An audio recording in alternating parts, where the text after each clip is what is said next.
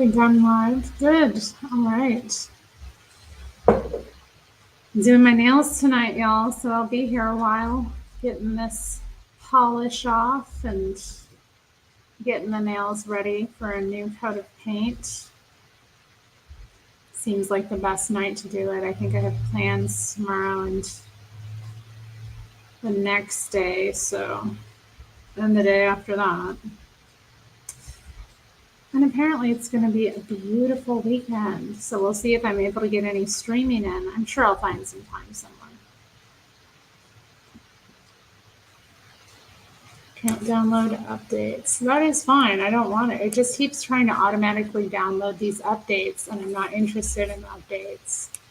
It's like every time.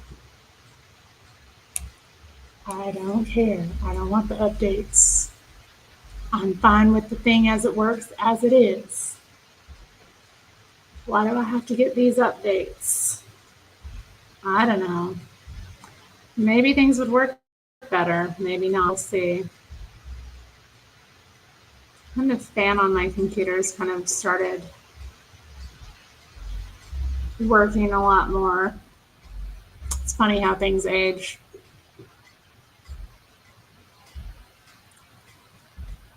Yep. Oof. I did get a compliment when I went out today on my nails. That was nice. Had an interesting experience too. I went to the convenience store that I've talked about in the previous live streams here with the degenerates that mill about outside. And when I left, it didn't look like anybody was out there, but as soon as I got, actually downstairs, there were degenerates hanging around. It was funny though, because a couple of them were like in mobility devices. So I wheeled up and then they had to kind of like wheel out of the way. And I'm like, yeah, you're just blocking the whole sidewalk. And there were people with, decent legs that were able to walk around them. But it's just like so inconsiderate. Why would you make anyone walk around you off of the sidewalk? It just, boggles the mind.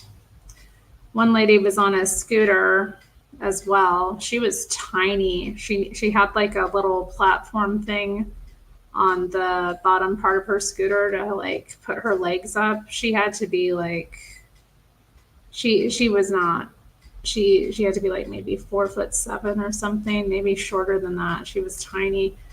And then the other lady was in a walker, but she was sitting on her walker. You know how people in walkers do. The walker was pretty interesting looking though. I thought it was a wheelchair when I first kind of came upon them. Yeah, and then I went into the little convenience store, and as I'm walking in, this guy walks up kind of beside me, and I hear him say, "Hi, Terry." I thought it was him, and I was like, "Oh, hi," and I didn't recognize him at all. Turns out the person saying hi to me was behind me, and it was my old neighbor who I had a falling out with because he was not nice. So, yeah. Did I give them $1? Ain't no heckin' ass way I'm giving anybody $1. Are you kidding me? Nope. Well, they didn't ask for any money either. They were just chilling. Like, they're that degenerate. They're so degenerate, they're not even begging. That's how bad it is. 2 divided by 0. And hello, Rose Witch. So, hi, everybody. I'm like, you're not even begging. Go do something. I mean, they took off shortly after that. But it's just amazing to me. Then I came back inside and saw there was like a new crew of people. So like I came in at just the right time, as I was going in, there was like somebody had taped or like put some kind of handmade sticker on the window, basically calling the employees of that business the C word.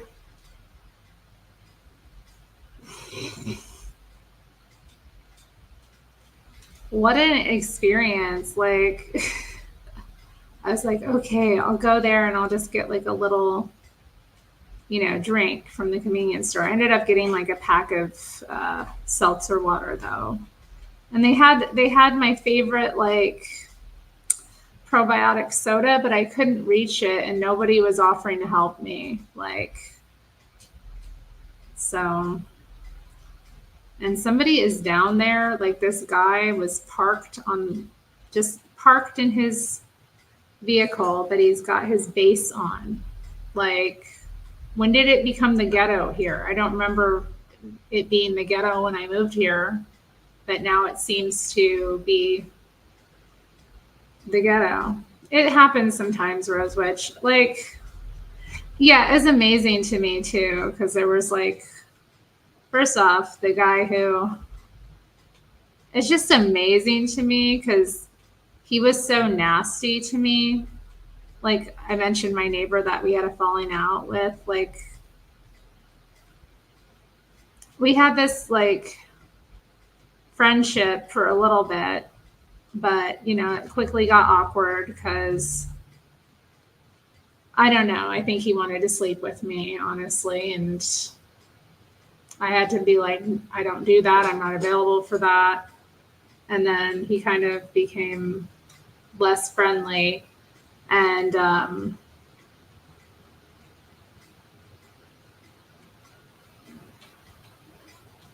yeah, he just kind of started like being kind of mean. I don't know like how to even describe it, but like just doing little things that were kind of mean. And I was like, yeah, I'm going to stop hanging out with you. Or I think I just told him I'm done.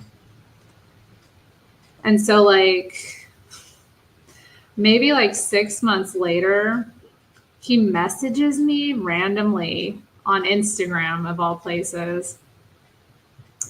And he says, hey, do you want a coffee? Like he just asked me if I want a coffee. And I was like, well, no, thank you.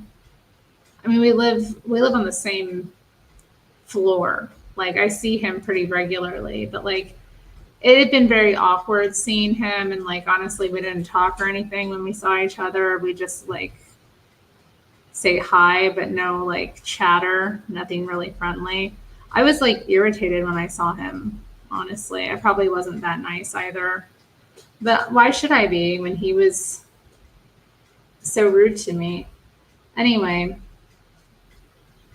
long story short, yeah, so he messages me randomly. It's like, hey, you want a coffee? And I was like, no, thank you.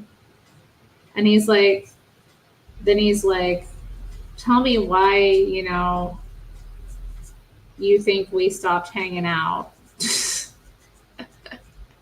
And I was like, I didn't really want to get into like the seriousness of it. I just told him I quit smoking pot and I couldn't deal with him anymore. I didn't know. What did I say? I said, I stopped smoking pot and I became less tolerant. And which I thought was, I mean, it's partially true. Partially true. But yeah, I didn't want to get into it with him. And he's like, that's effed. And he's like, the way I see it, what did he say? He's like, the way I see it, you're just like totally effed in the head or something like that. Just like some kind of like something like that. And I was just like, okay. I didn't even respond. I just like left it. The way I see it, like you're just effed.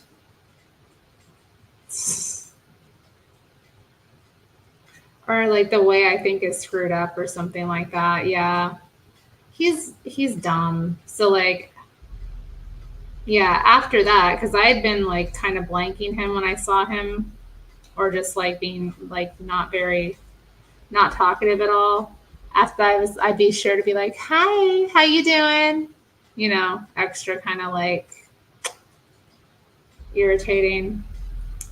He avoided me a few times, and I didn't see him forever, and then saw him again. So yeah, he didn't offer to help me. Uh, you know, and nobody else in there did either. But it's okay. Because you know what I could have asked this employee there, you know, for help if I was determined to have that drink. I think I just took it as a sign. I should just be straight up with him. I mean, I don't need to be straight up with him. Like, I think I've made it clear, like,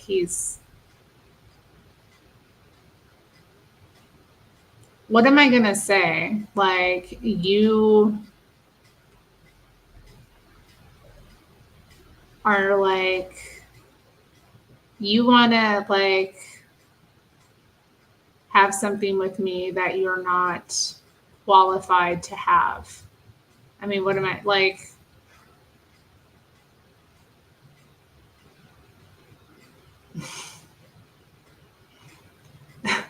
That would help though. Maybe it would. I don't know. I don't need to have that. But yeah, he was like, "Oh, hey, Terry, I haven't seen you in forever." I'm like, "I saw you like a few weeks ago. What are you talking about? Haven't seen me in forever. Like, I see him pretty regularly. I thought you moved out. Like, what the heck? Maybe I should. It's getting ghetto in here." Although I don't really want to move. I thought if I do move, that I might move to another unit in my building because I do like my building quite a bit. Um, the amenities are nice and the design is nice, but I just find like with my current space, um,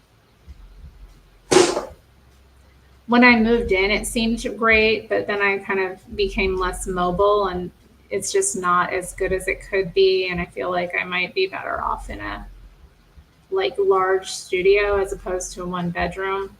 That way I don't have like all the division and my closet space would be separate because I've seen a lot of the different units, you know, and how they're designed.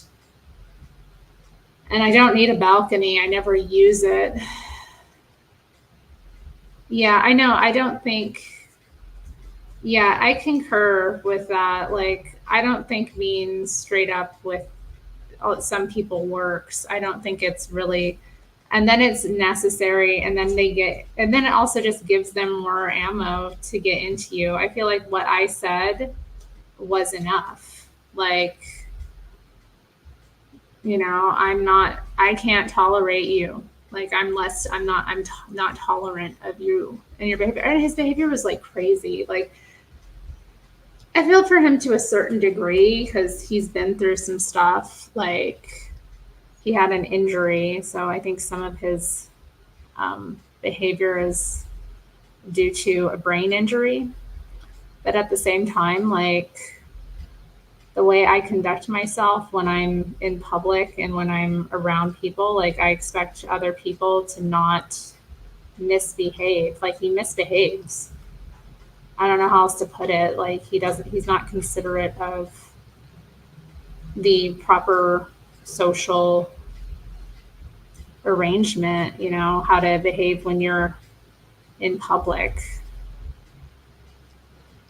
Not and he's not like terrible about it, but this, you know, little things that I don't, you know, tolerate. I mean, I have expectations. Like, mm, does my apartment layout hinder my mobility devices?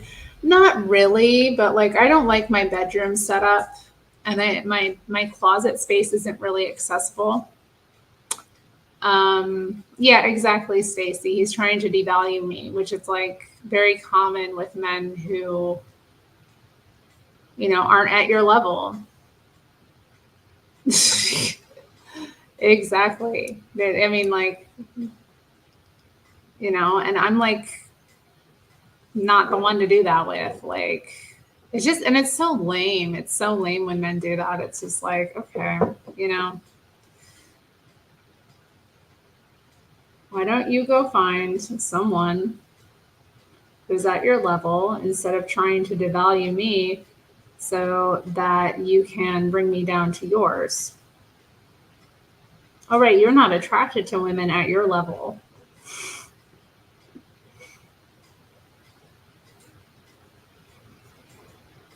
You think you deserve more. Like, I don't know. It's just,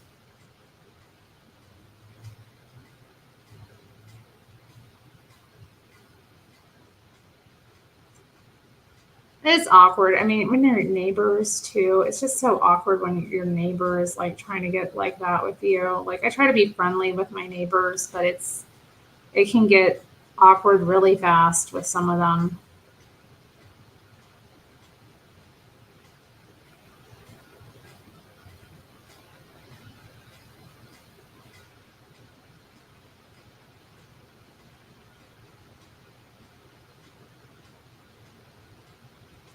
At least the male heterosexual ones.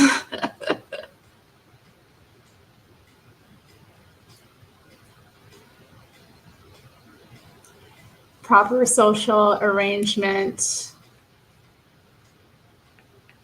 Um, Only existing on the West Coast by perception and varying by culture, to be honest. I mean, I don't know. I think his behavior is pretty acceptable here for the most part, but I mean, I don't know. Like, it's not acceptable. Like, for a man his age to be behaving the way he does. Like, I brought him to a church function. We were doing an alpha thing, and he's an atheist, which is like a whole other thing, a whole other reason why, like, there's no compatibility there. Um, so the alpha class was, for anybody. It was open to anybody. Anybody could kind of come. You didn't have to be a Christian, and it was a place to discuss like the Christian faith. It's actually a really cool program. If you ever in your community see an alpha kind of going, I really suggest giving it a try because it was a really good experience for me, and I kind of grew in my faith through it. And you get to meet people. I mean, I didn't really like bond too heavily with my alpha group, really, but I still appreciated meeting them and learning from them. A lot of them were just like way younger than me, so it was kind of like, you're in your early 20s and I'm in my late 30s. So yeah, but yeah, doing that, and like he was fine during the like event, but then afterwards, as we were like leaving, there's a piano there, and he starts taking the thing off of the piano, like the cover, and like trying to play it, and I'm like, that's not appropriate.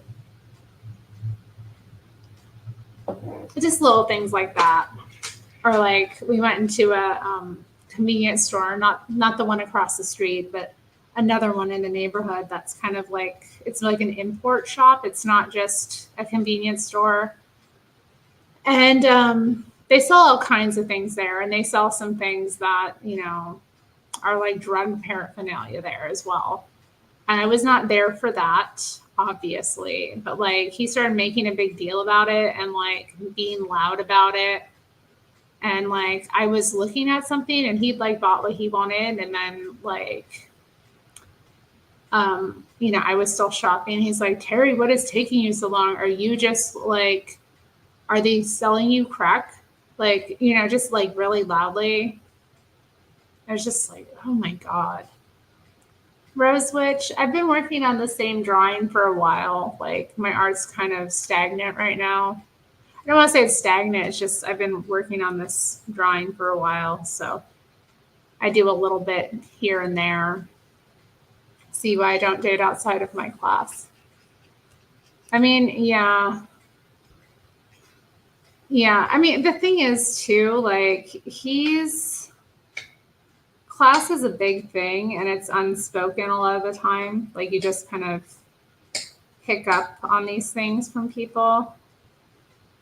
But he was raised in a higher class than I was. Like, he comes from a better, like, class and background than I do. So it's like not everything, you know.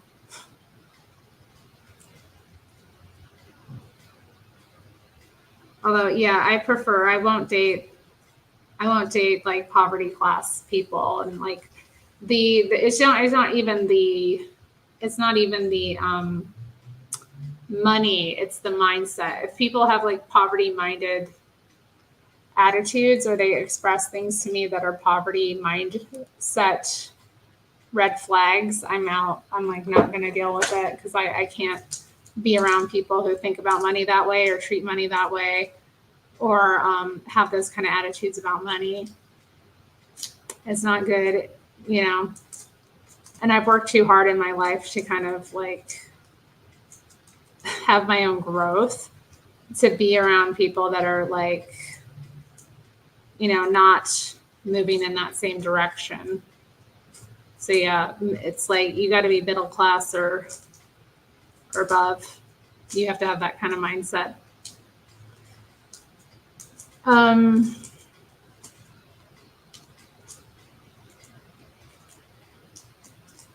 I concur, Rose Witch. I think that's pretty true. Yeah, I think I like having a good range of friendships. Like, I don't think age should matter too much with friendship. Makeup is on point today. Thank you. I did it a little extra this morning. I was kind of doing it. I was like, why don't we go for a little bit of a darker look? Although this lighting isn't the best for it, because I do have the backlighting with the sun. It's a beautiful sunny day. I'm glad I at least went outside for that. Okay, so this is supposed to be I picked up this nail polisher.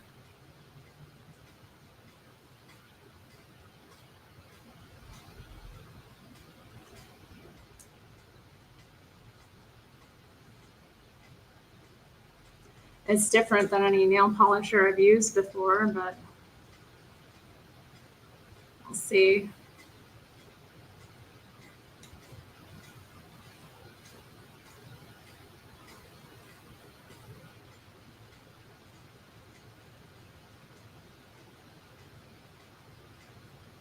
Ooh, did I have a little snag here? What's this now?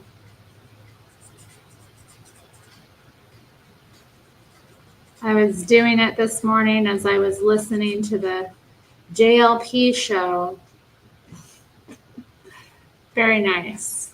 Class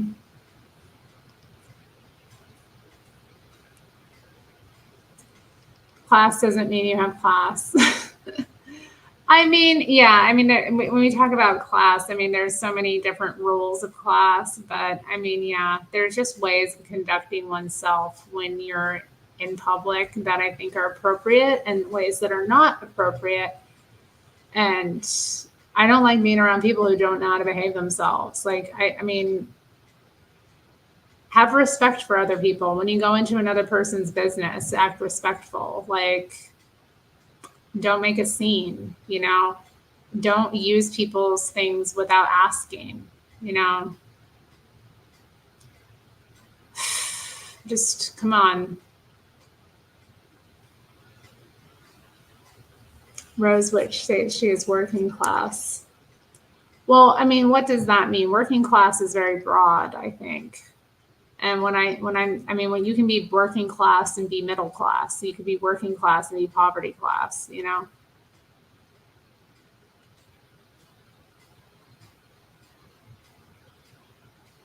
Makeup looks like the industrial inner city secretary.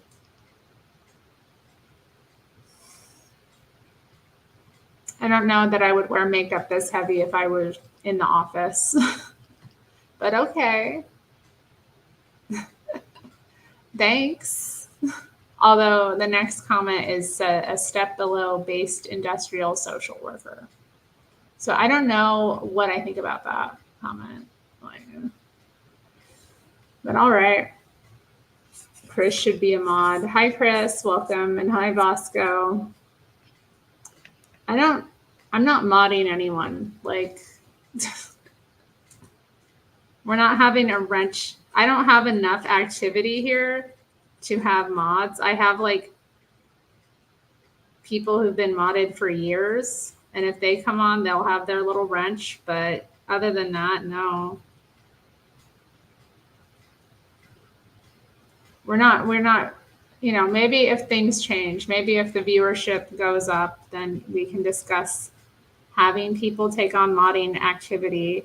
But Chris already has modding responsibilities in enough places. I'm sure he doesn't want to have to mod everywhere he is.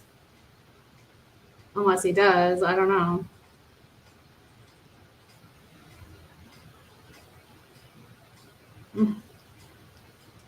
Anyway, yeah, just awkward running into that guy.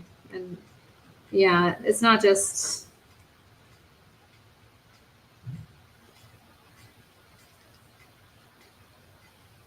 I tried to be friendly. It's a mistake. Sometimes I'm more friendly than I should be with people. Sometimes I should just be cold and aloof.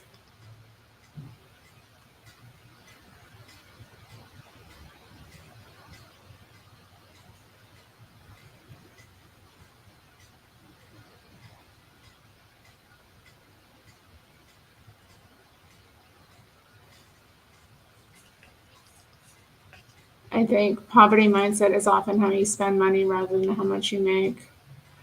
I think people who are poverty mindseted definitely have a different attitude about money. They tend to get rid of it a lot faster, or not like use it appropriately, or have a collective mindset about it. That's another thing. In my book group, we read this book called A Framework for Understanding Poverty, which was really good. And then we read another book by the same author called Crossing the Tracks for Love. And she really breaks down the different mindsets between the different classes and their approaches to money. So after I saw that, I kind of I understood a lot more about people and situations that I dealt with, and also my own issues and things I needed to work on, and what I was really looking for as well.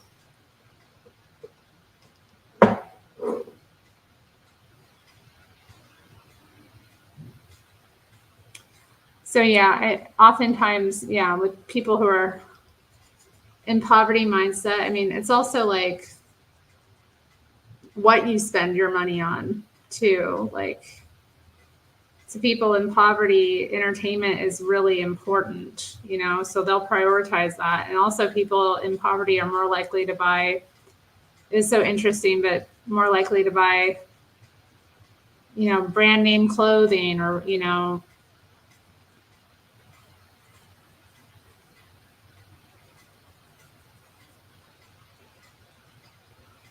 just random things like that. It was very interesting, and the justifications for it. And also,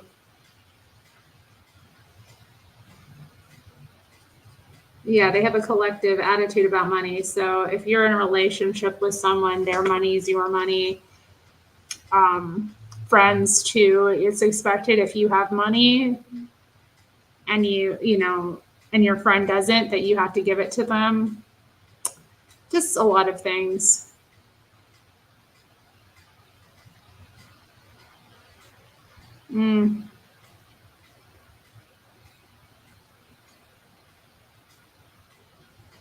Yeah, I mean, sometimes, when they have money, they spend it because they don't really know when it's coming again. So, I mean, that's another giveaway. And also, what they value. But it sounds like you have a more middle class mindset about money, which is you take care of your responsibilities first and you budget.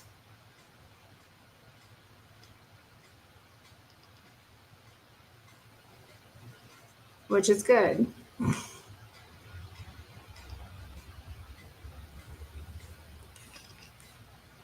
Shadow bait band account.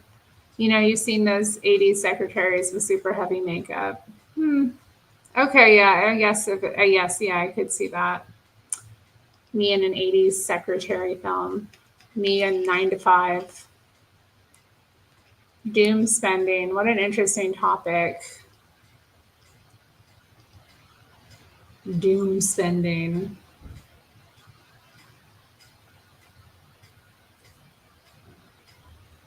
I found that like idea very interesting when I've come across it. The idea of doom spending. It's just, because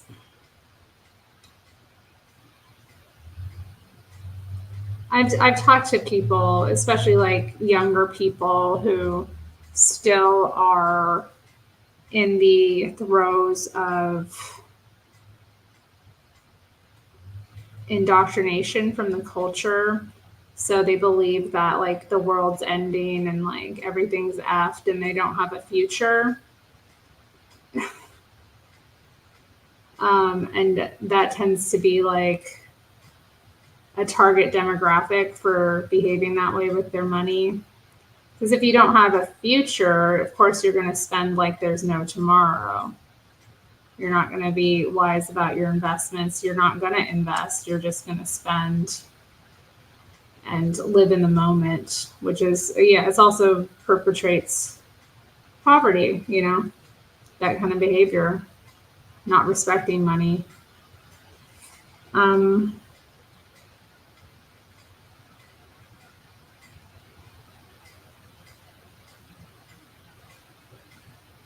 and also like letting it control you rather than you being in control of it and telling it what to do.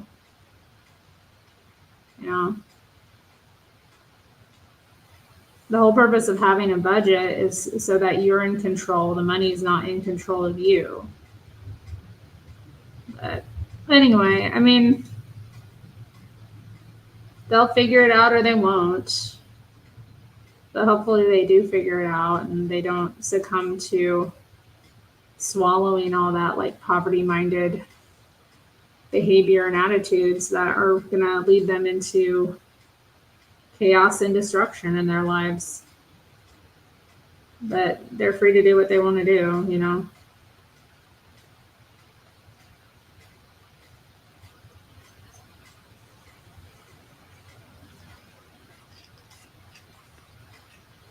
Yeah, I think that's appropriate.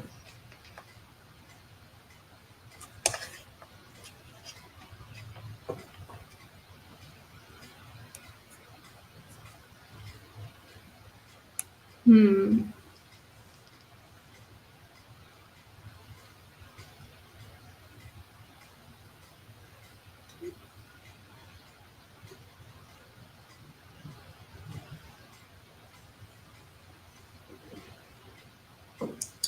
Yeah, again, mindset is everything. I know people just get so.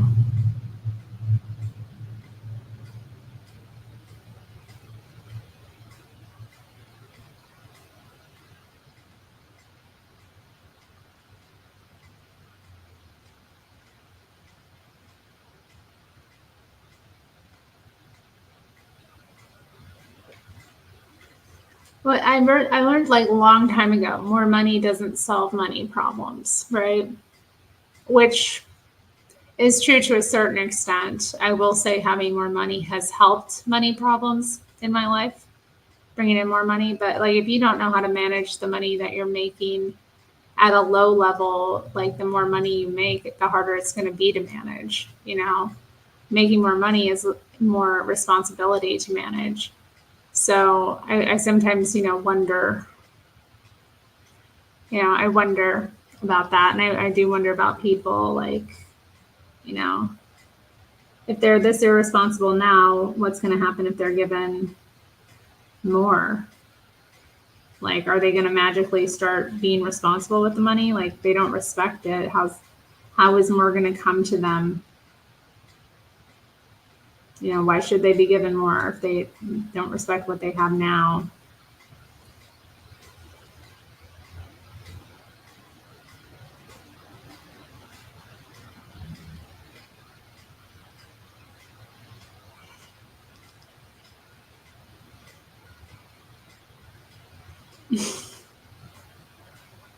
Bosco, calm down. Is that how you feel? I mean, that's pretty intense. I didn't know we had romantic tension.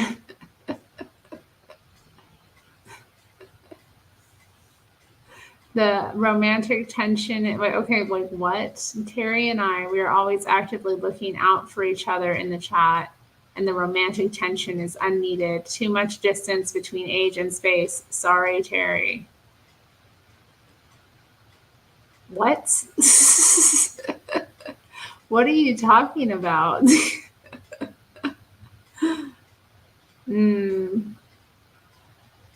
Yeah, Rosebud. I mean, they're just going to invite more problems into their life. Yes, she's Terry. Sorry. What? Bosco's interesting. I don't know what to make of him sometimes.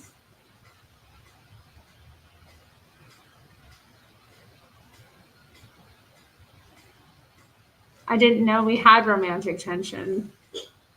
I didn't think you were one of the people in the chat I had romantic tension with. I don't think I have romantic tension with really anyone in the chat. Romantic? Maybe Tomas, a little bit.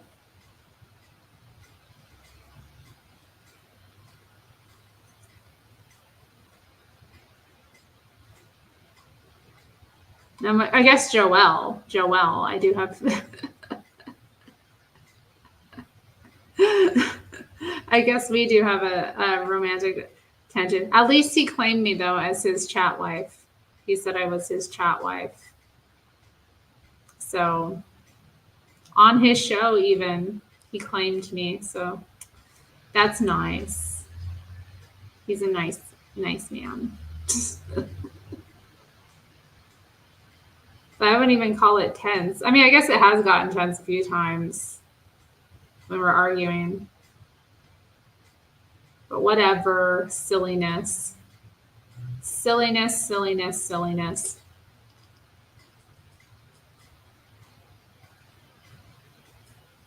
Do I like Ann Coulter? I mean, not really. I don't think about her too often. I haven't heard from her in a long time.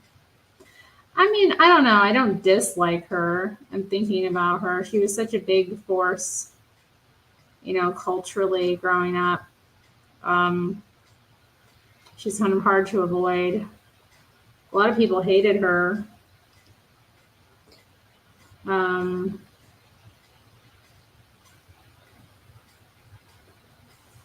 so when a lot of people hate someone, I'm inclined to like them just for that alone, because, respect, fellow polarizing woman.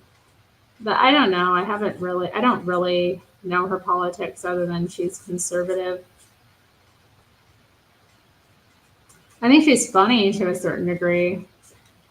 Not bad looking either, kind of a masculine woman, I would say, kind of more of a, I mean, I don't know. She just kind of has more of that bravado and things, but she's also elegant, Have I started any new projects lately? What do you mean?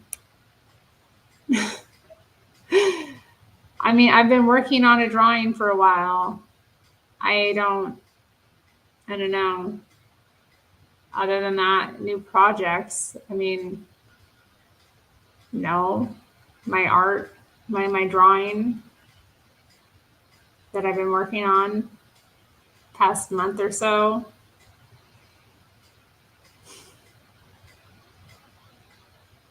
What do you mean by projects, though? Like, I don't know. Of course, Joelle is trying to mod you, so you are interested. Is he trying to mod me?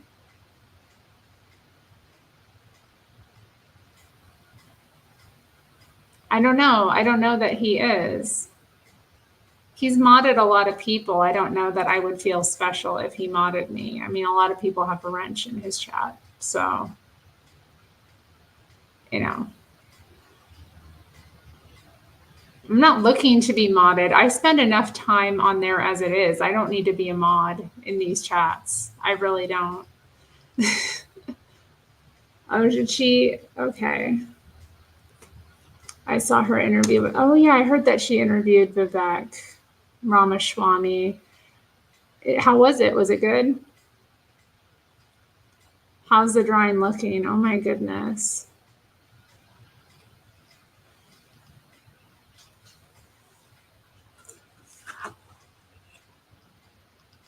This is it so far. Still some more page to fill. That isn't true, Bosco. Yeah, I'm working on my drawing. I mean,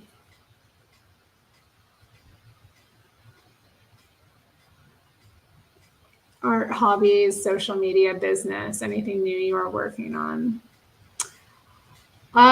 Business is on the back burner. I don't really have anything in mind right now. My job is kind of more crucial. I closed my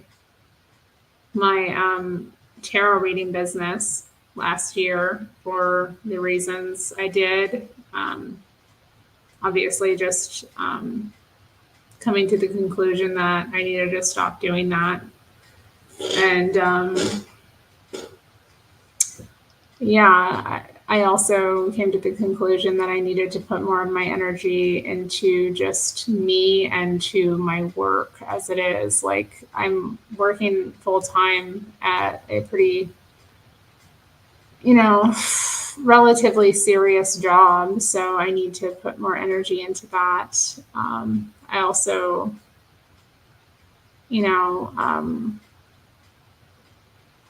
had a promotion last year too, so that kind of necessitated needing to put more focus on my job. And I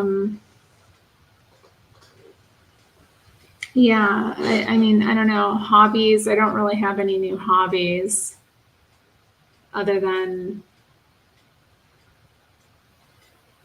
my usual stuff. I mean, my life is pretty jam-packed. I'm kind of just working and living, and I have my like church activities that I'm involved in. So Bible study was amazing last night. We had a really good Bible study session. We've been doing the book of James. And last night, our regular pastor, I think he's out of town, serving on some board. And the study group, the Bible study group, was led by our youth pastor, and he's such an interesting. He does it occasionally, when the main pastor can't, the senior pastor, and he's just really insightful, passionate, and amazing. And he actually gave the sermon this week too. So he drew off of his sermon, and so as we were we really got into some interesting stuff because we started talking about like the demonic realm and the world, the flesh, and the devil. And we did have an interesting discussion about how the devil speaks to us in our minds, and how we can't argue with the devil. I thought that was a really interesting thing for us to come into and talk about because, I hadn't really talked with, these people before about, not listening to our thoughts and having discernment about our thoughts and keeping our thoughts captive. That was really interesting to have that conversation in my local church and to know that people are kind of that aware and watching themselves that much and, aware that thoughts are the way that the devil gets in. So, that's been fun. So I enjoy participating in that. I also serve in the community team aspect. So kind of keeping up with members and looking after members, doing things for members, that kind of thing.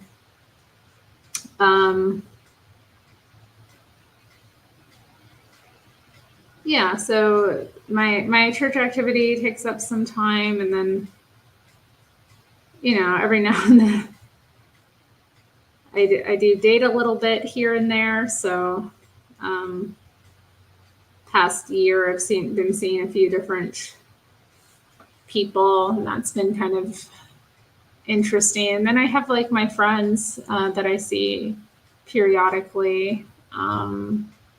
And then there's, keeping up my house, dealing with the cat, doing my nails. Like, it's a lot. Chris, you're lying. You're capping. Do you have a mod meeting every week? I seriously doubt that. Joel mentioned he wanted to mod Terri at our mod meeting this week. Oh, that's funny. Okay, my favorite books in the Old Testament are Kings and Chronicles. I haven't read the book of Kings, actually. So, all right, New Testament is John. John. John is a good book, obviously, of the gospel, definitely. Is it my favorite gospel? Maybe. You are extreme Christian. What makes me extreme Christian? What about what I said makes me an extreme Christian? I don't understand. Do I still do tarot? No, I cut that off. I'm not reading tarot anymore. Don't do any divination of any kind, no medium work. I'm not doing it. It's done.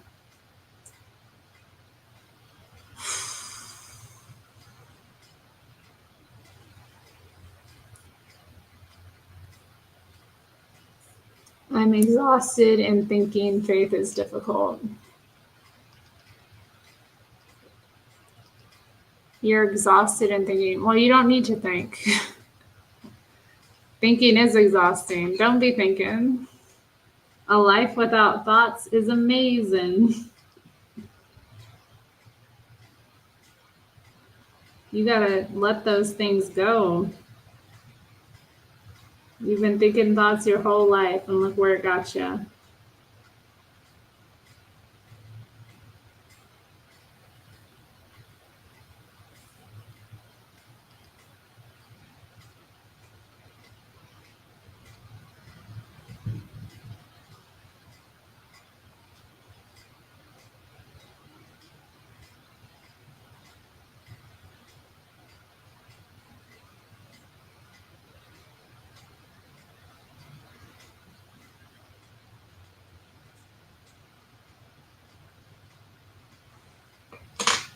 Oh, here we go. More nail polish that didn't come up.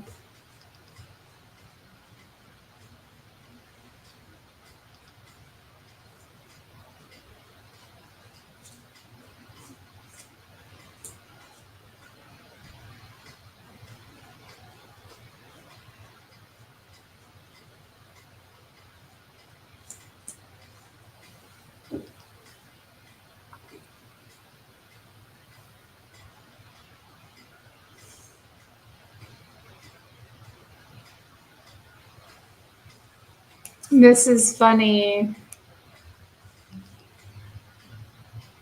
You hold thoughts in captivity. You do the silent prayer. I can go on. How is that extreme? How is that extreme? What are you talking about?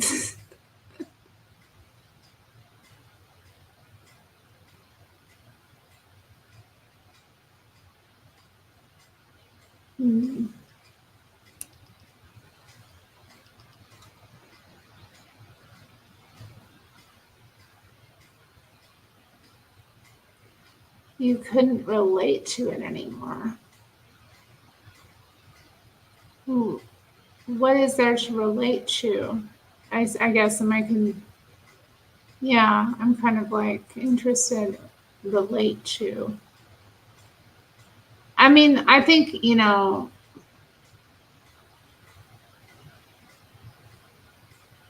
I don't know, to get into with it, but like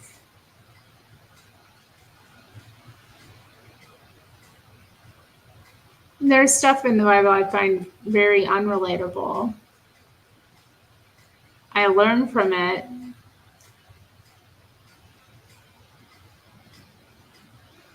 You know,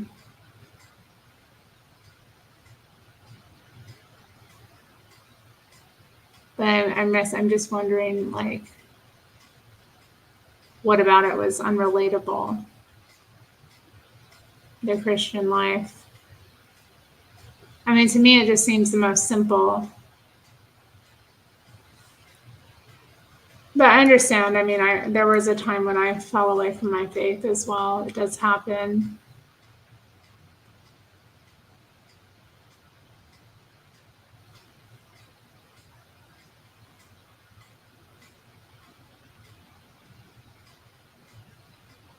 Stacy is okay. Stacy, are you a flat earther? Do you believe the earth is flat or round? Or is it like shaped like a snow globe?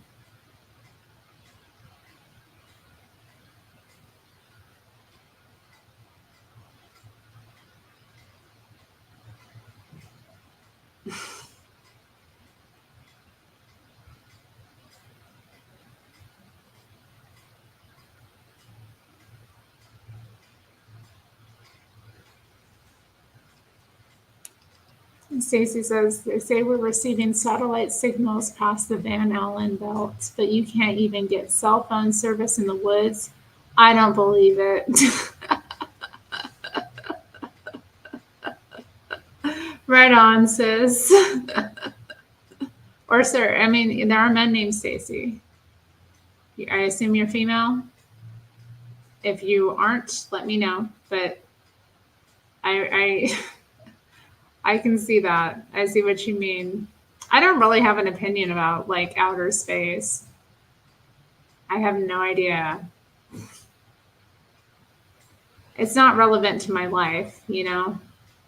That's kind of how I see it, when I kind of came upon the flat earth phenomena and like looked at it and dissected it and thought about things. It was like I don't really know what shape the earth is, and I would be foolish to even pretend I have any certainty about it because it's just like beyond me. Yeah, you wonder about things like that. Yeah, there are things like that where you're just like, Chris believes that space is so fake. Okay, so Rosewitch says the idea that every non Christian goes to hell. I mean, I think a lot of people at church are in hell. A lot of people are already in hell. Um, so, I mean, I think hell is a dimension that people are put in.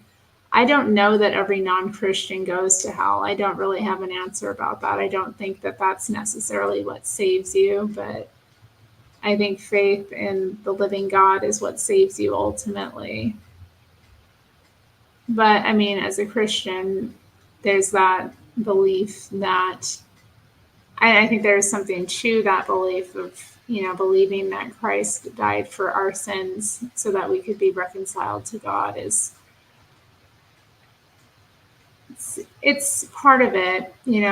It's something that kind of opens up this whole new terrain of the idea of being saved and like what it takes to be saved, you know, um, for those of us, I guess, who are in hell because we feel the weight of our sins.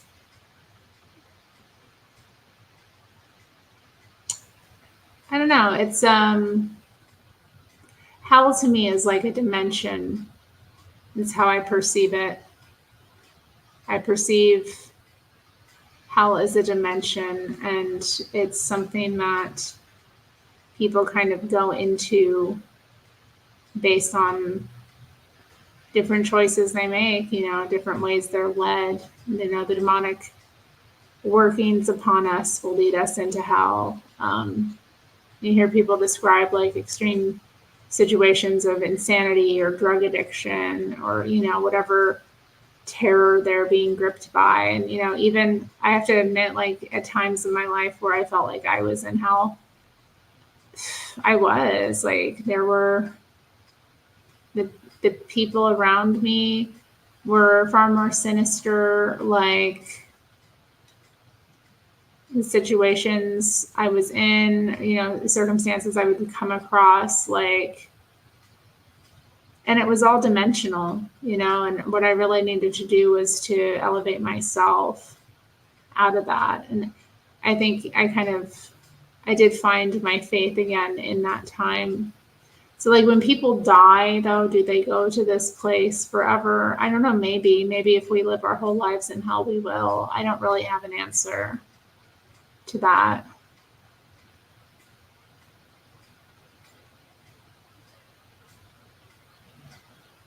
Okay, yeah, Matthew, I think I'm pretty skeptical about that as well. Like, what is outer space? Like, yeah, I'm kind of skeptical of that too. Like the moon landing thing, like, really? Although there are those videos of like astronauts, floating around, but I don't know, where they are or what. I don't know, maybe when we go up super high, like that happens. I don't know. It also could be technological too.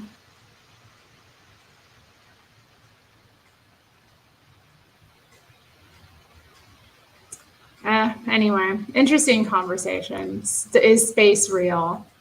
What if the flag is waving on the moon? I know. Why was it waving? Right? They really thought they got us with that. I don't know. They're like, take that, Russia. America's number one. Silly.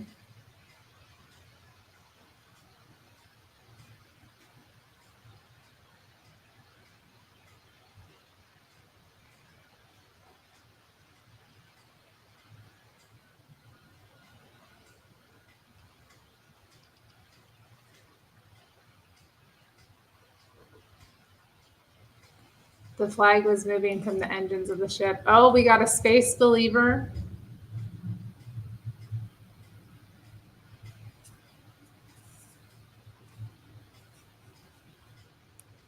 Yeah, I know. Yeah, I kind of struggle with that. Also in Bible study, we discussed like, do you view God as like passive or wrathful? Like, that was an interesting question because I don't really view God either way. I don't see him as passive, but I also don't see him as like, the way the pastor kind of was describing him was like, he hates sin and he's out to punish sinners, and I don't know.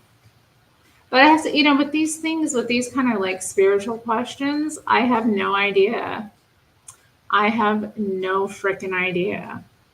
Really, does God cause every natural disaster? If something bad happens to like a gay establishment, is that God's judgment? Like, things like that, where you hear Christians kind of go off in that direction and say things like that.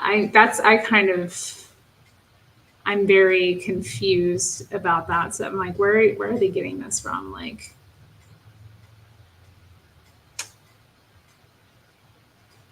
I also think and then, yeah, we did talk about like natural disasters and like when large groups of people die just suddenly, like, and we also talked about like how people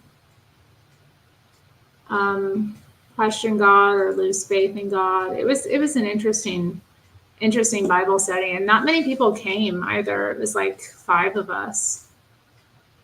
and I was attending digitally. So there was 2 of us digitally, and then 3 people that actually showed up at the church.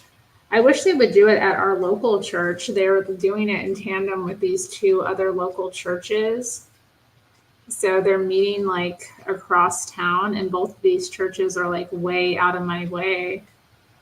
It's like, why would, if it were convenient to me, like, okay, I could see going all the way out there, but it's not easy for me to get out there and like come back. And half of the year it's too dark anyway. I don't want to be like coming back home from these places, in the dark. So it's just, yeah, I don't know how I feel about that so much. Although in the community of this church, the one they were at last night, like they don't really show up. We've had maybe like 1 or 2 people that actually are members of that church come to the Bible study, but the other church, a large number of their members come. So it's kind of like, what the heck?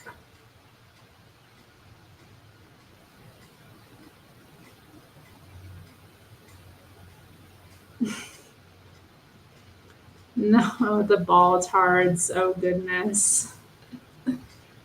Ball tards. I think I use the term globe cuck. I like the term cuck because it's like funny. I remember when I first saw all these like guys calling each other that, and I was like, this is hilarious and really telling.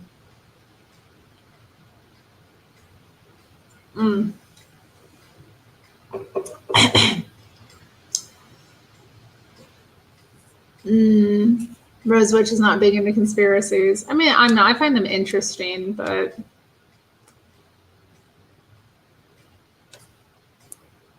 yeah, I think that's kind of how I see it. It's like I don't see God really out here punishing us.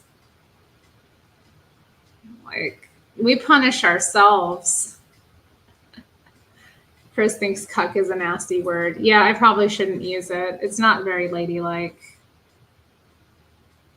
But when I'm trolling, sometimes I get out of control. Like I'll be typing things that I'm less likely to say out loud, Like I only said that out loud because it was something that I had typed previously, you know what I mean? It's interesting, like when I'm typing, sometimes my fingers will go in and say things that my mouth won't. Like, how is that?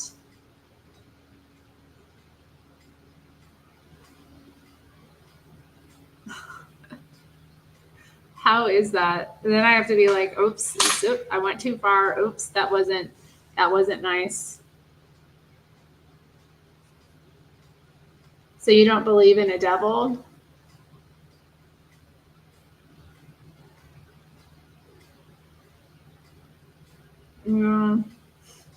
I know, they need to stop making these conspiracies.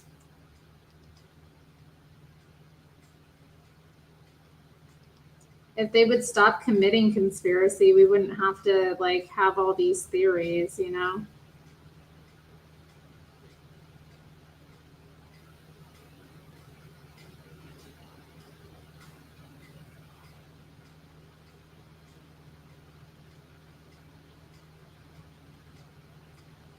I'm sure there's like some King of the Hill fans in the audience right now. I mean, but it's just segue into talking about Dale for a minute. The character of Dale is so hilarious because he's like such a conspiracy theorist. He's like so paranoid about so many things, but he's also so completely naive and trusting. Like his wife is having an affair with another man for years.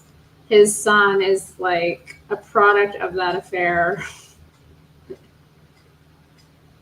And everybody knows but him.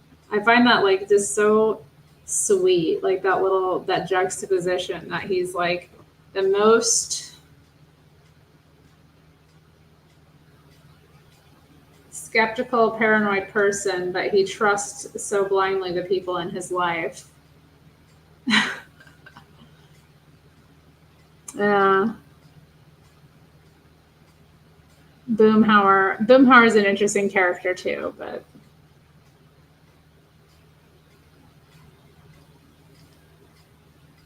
you should learn more about space. Like example is a gravitational lens. Gravity makes it difficult to see time from far away. Can you see time? What? David in Ocala sounds like Dale. He kind of does. David in Ocala sounds like he's 15 years old, though, too. Yeah, he's an interesting guy. Sometimes I wish like Hank would just like get his number and call him in their off times and chat with him. Sometimes they get into these like chats and I'm like, oh my God. Y'all, other people are listening and this is dull. But you can tell they're enjoying their little conversation. Oh man. Stacy says that demons are real and they are highly organized. I concur. I concur.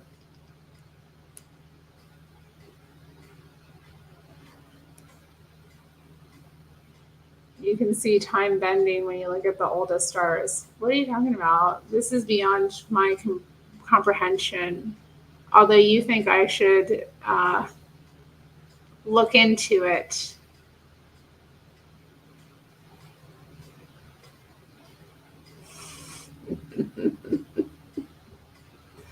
Oh my goodness. Oh my goodness.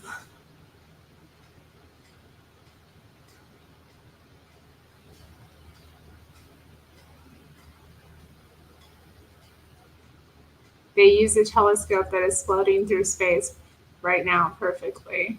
Hmm.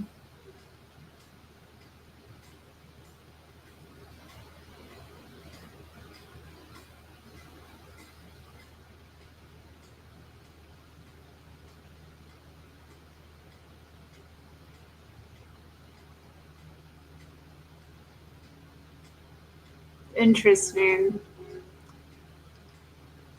Shadow Band account says Stacy's comments are invisible to me for the record. YouTube does not display them for some reason. You might want to check your settings. It could be the settings. So if the live chat says top chat, you want to click on that and change the settings to all. Yeah, I know. Is it all messages? I think it's all messages or all chat, something like that. Because if it's on top chat, you're only going to get like some of the messages coming through, and it may, for whatever reason, not display Stacy's comments or only display some of them.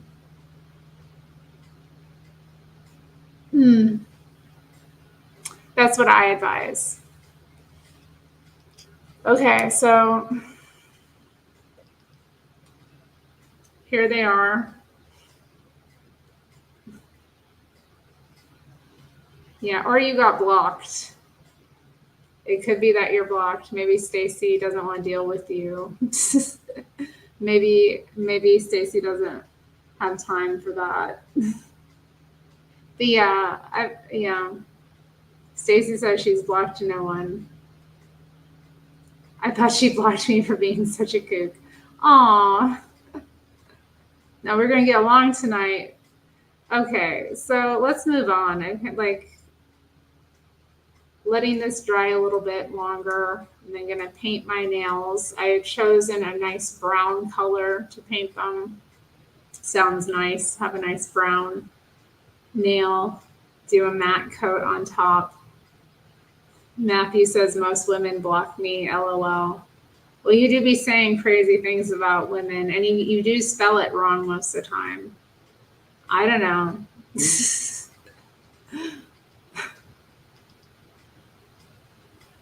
I read this week. I read some funny comments from Matthew. I was like, "Dang, where is Matthew getting this from?" And you were in the chat, but somebody was trying to pair me off. I think it was Jupiter Jupiter was trying to pair me off with, she was like, Terry, you have so many simps. Why don't you just pick one? And I was like, well, I don't think a simp necessarily makes a husband. And she started with you. She was like, what about Matthew? I was like, what the? Like, oh my goodness. And then, yeah, then she went after, I think, Ron, or no, she went after Chris, tried to marry me off to Chris, and then tried to marry me off to Ron. It ain't happening. Like, she didn't understand. I don't know. It's interesting when people kind of like try to give me advice. People love doing that. Like, they find out I'm single or whatever, and like still dating or something, or, you know, still looking, and then they'll be like trying to give me advice, and I'm like, why are you giving me advice? Like, do you know anything about me? Like, do you think your advice is going to help me? And it never does. It's never advice that's like even applicable. Oh no, Matthew says the women's are always looking at him like a pork chop. Yeah, I know. It's so weird. It was weird. It was like just naming random dudes in the chat. I'm like, leave them alone. How am I doing? I'm okay. I'm just doing my nails tonight. We have an informal chat. You can drop any topics you want in the chat and we'll let him go off. Rosewitch says people seem to be eager to see others paired off. I mean, yeah, I think so. I mean, I'm a special case. Like, I'm not easily paired off. Like, you know, I don't think people like get that. They think it's like, oh yeah, you're like, no, I'm not. No, I'm high maintenance. You know, I'm a high maintenance person. I'm a lot to deal with. You know, a lot to deal with here. So it's just interesting to me. Like, I'm not gonna like 9 times out of 10, you try to pair me off with someone, they're not gonna be like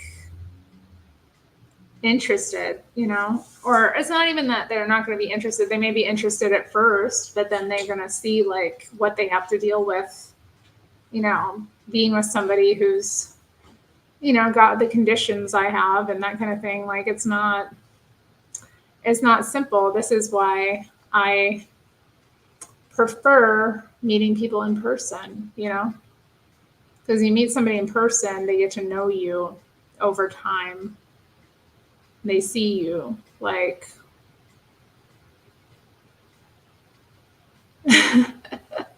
gals do be playing around. They love pairing because they a mess. That's true.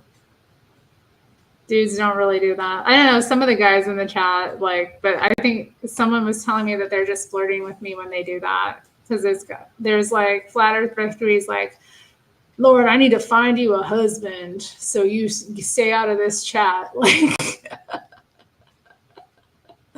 I mean, ideally, I just find a husband that I can bring into the chat. And then we could troll together.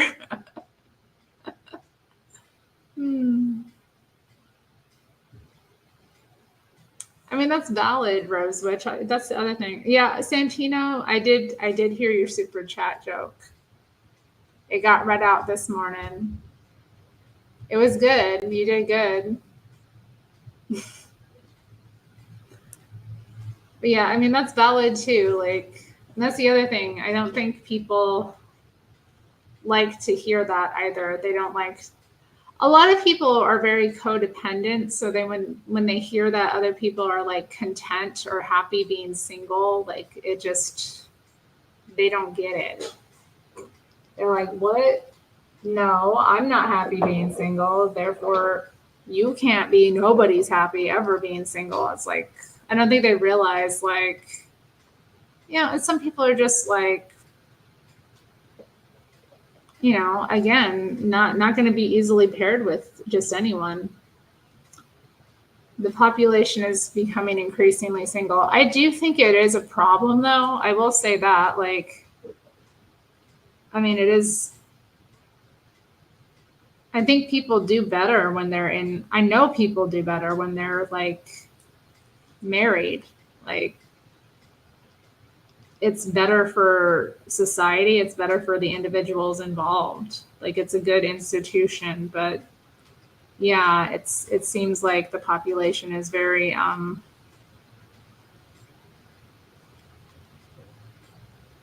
just becoming very single and very jaded as well. It wouldn't be so bad if it was like, I mean, I don't know. What am I trying to say? I think it's a problem. I do think it's a problem to a certain degree. It's not going to be good for society in the long run because, like, obviously, less people getting together, less kids, population decline, um, atomization. People also need, people need one another. We are social animals. Like, nobody's an island. And marriage is also an institution that facilitates community better, because it gives better rules of engagement and boundaries, you know. So I don't know. I have mixed feelings about it. Like, on one hand, I think it's important not to pair people off too quickly or like be all into that. But then on the other hand, I'm like, it's probably be better for society if people did kind of figure it out and like figure out how to live together. But then again, like, people just aren't staying in like situations they don't want to anymore, and I respect that. Like, I think about previous generations and how many people were miserable and unfulfilled and like full of resentment and hate and bitterness and taking it out on their spouse in subtle and not so subtle ways. And who wants to be in that kind of situation either?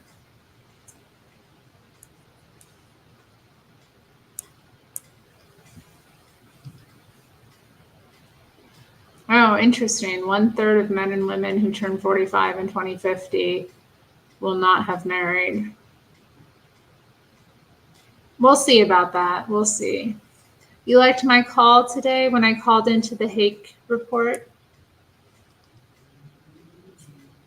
I was so fun. I was on the phone listening to Mark in LA. The whole time I was waiting, I was like, oh my God.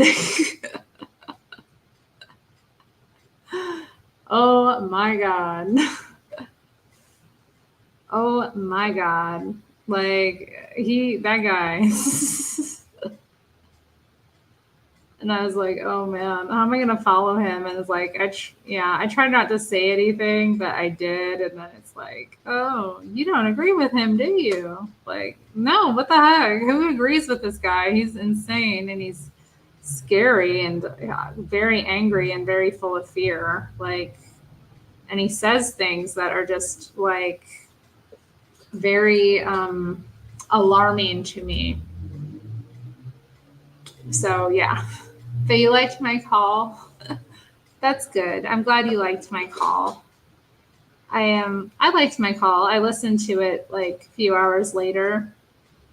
After Hake had like posted it and he, did his and he titled his video, I thought was cool. He titled it kind of based off of our conversation. So that was cool too. It was an interesting topic that woman not wanting to go on a girls' trip because of her friends all being pregnant and married and she's still single, and yeah, it's really ridiculous.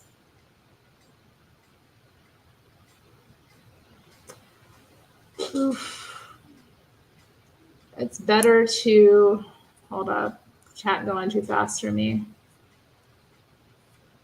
It's better to be single than in a bad relationship. I concur. I don't want to do a bad relationship ever again. Like, I've been there, done that. Don't want to do it again. And before Elon Musk marries Terry, yeah, he could turn me blonde. Wouldn't that be nice? That guy's a sociopath.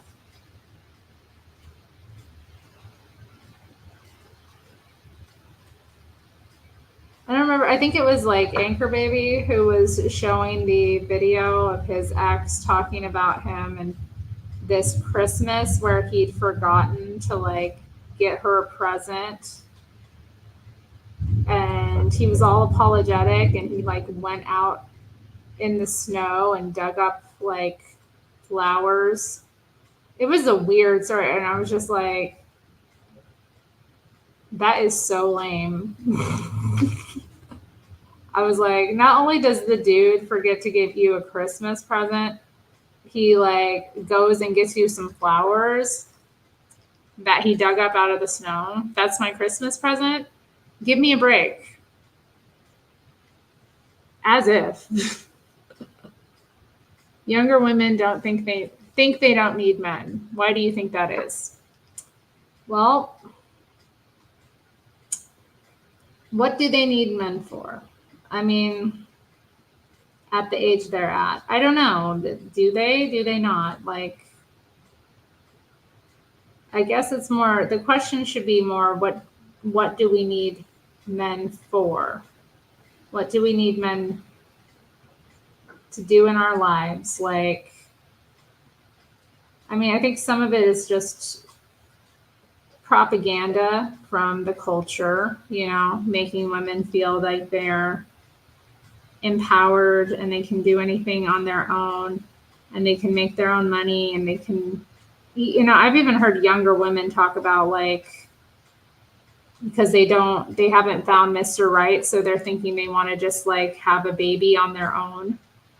I've heard a lot of young women talk like that, and I'm like sitting there like horrified, like, look, you don't want to bring a baby into this world without like a father. And they're just like, well, you know, he might leave anyway, and da da da da. And I'm like, girl.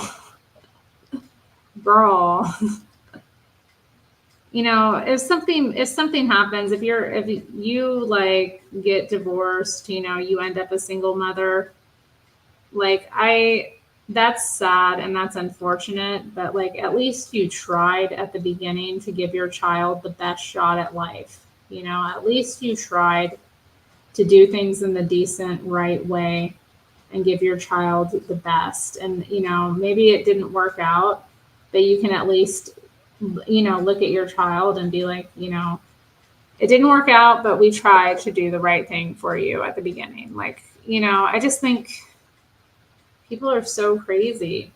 So yeah, I've heard young women say things like that, and that's disturbing to me. I don't know what to make of it so much. I mean, other than to just kind of be like, hey, kids really do need both parents. You know, a kid growing up without a father is going to be held back in a lot of ways. Just, you know, emotionally speaking, even if you have all the money in the world, you know, you've got your money right, you're doing well for yourself, you know, maybe don't need a man financially, like your kid still is going to like want a father figure. And, you know, you're not your earning capacity when you're a young woman working and making your money. It's different than when you're like older and have a kid, you know, your energy levels are just not the same and your desires are not the same as well. So I think women just are unaware of what happens to them as they age. They think they're going to be young forever. And I think, you know, some of it is just indoctrination as well from the culture and from media and institutions that they're involved in, school, college. a lot of female empowerment is pushed, at the expense of men and boys, women getting a sense of empowerment by denigrating the males, and it's a mess. Men don't usually provide much value. Dang. They consume more than they provide. That can be true. Like, a lot of men are very draining, and it's like people act very mad when you have certain standards, and it's just like, well, it can be very draining to deal with men. Like, I'm tired of the Mac and Joe war. I am too. They both call way too much as well. Like, I concur. I don't like it. I don't like it at all. I hate it. It's really awful. It is so awful. It's awful on both ends. And it's like, in some ways, it's not like, in some ways, there's like truth to some of it, but then it's like always, it always crosses the line into indecency and like dehumanization on both sides. And it's like, it's demoralizing, and that's the purpose of it. The purpose is to demoralize so that men and women are less likely to pursue relationships anyway. Like, I honestly think this stuff is being pushed on purpose to like increase that kind of single agenda, make people more atomized.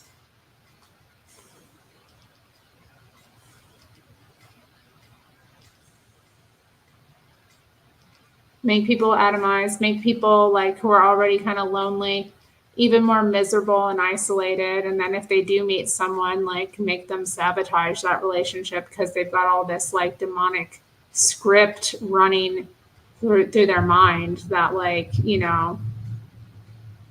this person's just a threat to me. And a lot of it is also very false too. And it's stressful. It's honestly very stressful. Thinking about it, talking about it, I'm like, I don't like even thinking about it.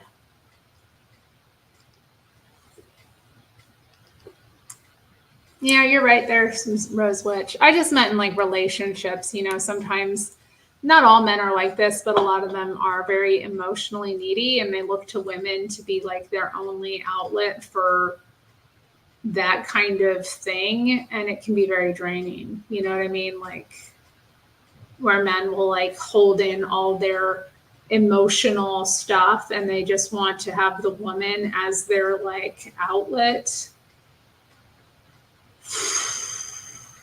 Like emotional people, though, men or female, are really difficult to deal with. Like, I don't like it in women either. I've dealt with women who are like that too, and it's exactly the same thing. It's draining, and like they expect their partner to just be like their emotional security and outlet. It's very just stressful.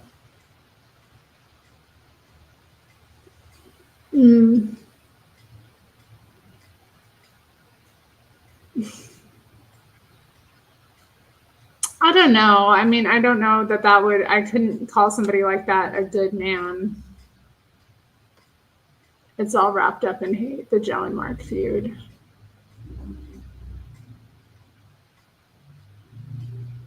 Yeah, I mean, I think there's something to decentering. Like, you are an individual. Women shoot themselves in the foot when they put, finding a man above finding themselves. Like, if you haven't found yourself, good luck finding a man. If you don't know who you are, what you want in this world, and you're out here looking for men, you're going to end up with just any man that picks you. You're not going to like be intentional about who you get involved with. So there's something positive to the idea of decentering, like make your own life, find your own self, and figure out what you really want.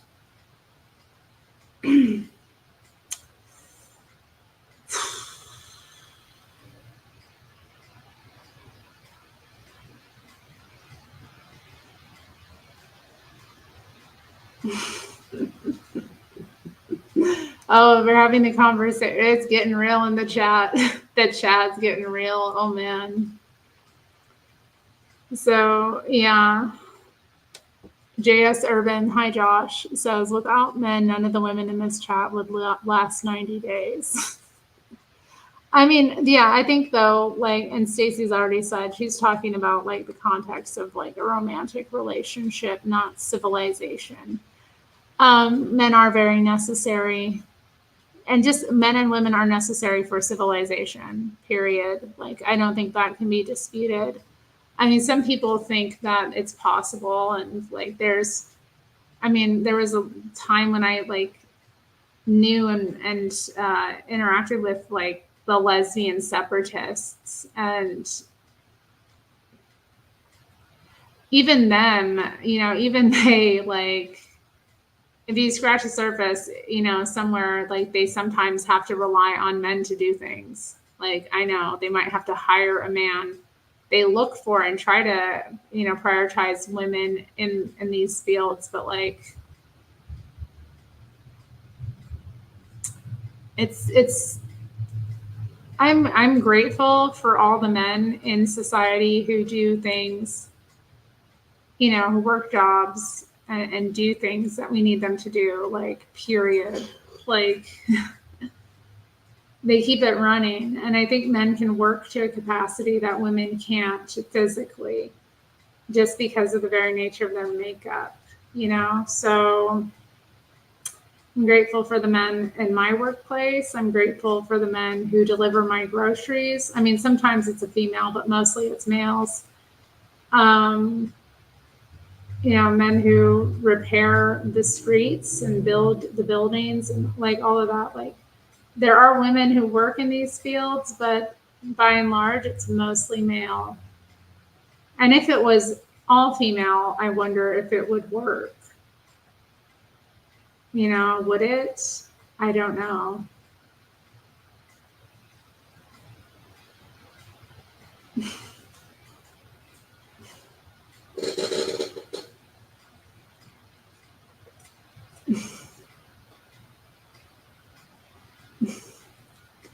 Matthew says that women hate themselves, so the man has to be their whipping post.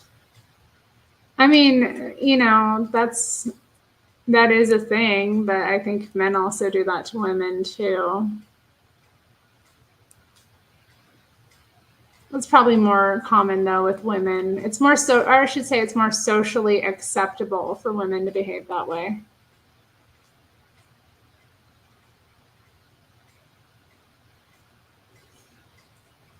JS Urban Adventures says that we, meaning he and all the other men, would make it a full generation without us, but we would make it 2 weeks. Oh my goodness.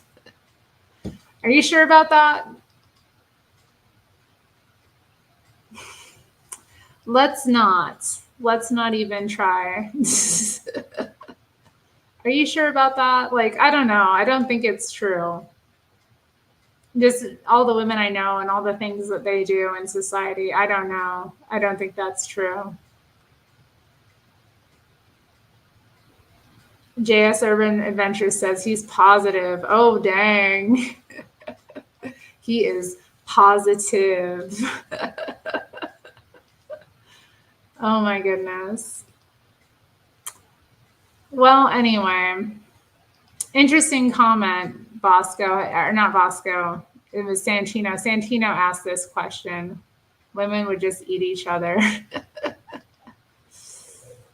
You know, yeah, I've been in some spaces that were female only, and they can get really toxic really quick. The power games and struggles are real, like, and they're real annoying.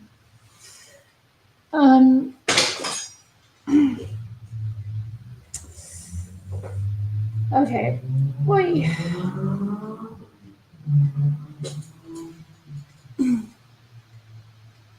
Rosewitch has the comment, so many women are the anchors in their family's social network and their communities. It's unsung for hard work.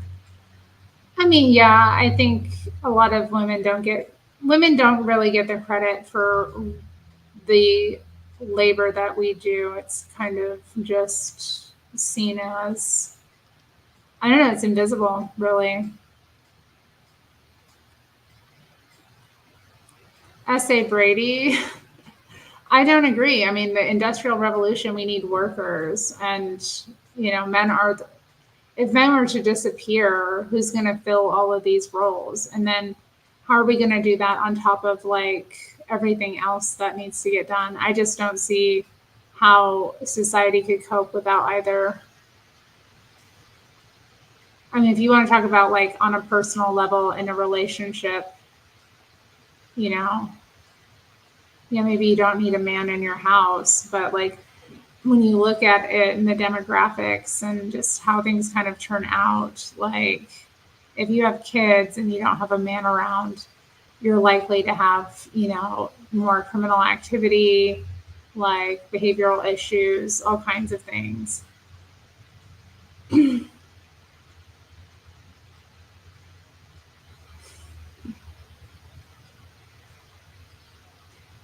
Oh my goodness. I'm kind of wanting the topic to change. I'm not enjoying this. I'm not enjoying this conversation. Like, come on, like I've been through this gender war stuff long enough. I'm done. Can we just like love each other in a Christianly fashion? Like, it is kind of upsetting to me when I get kind of into this. I'm like, oh, what do I think of adults? What do I think of adult doing coloring books? I mean, I pick them up sometimes, but yeah, I do think they're rather indulgent. I don't think there's anything necessarily wrong with that as an adult, like having that indulgence from time to time. But as a hobby, like, I have this coloring book here that I picked up last year before Christmas. And I've done a few things in it, but like it's really rare that I pick it up and decide, oh, I want to color, coloring something that's, I don't know. It's not it's not, I'd prefer to like draw or do something else just in my like for my free time. But I do like them. I do, like I said, and this last Christmas, I actually gifted my friends coloring books. I got everybody coloring books. So, I found ones that, suited maybe their personality or something I thought that they would like.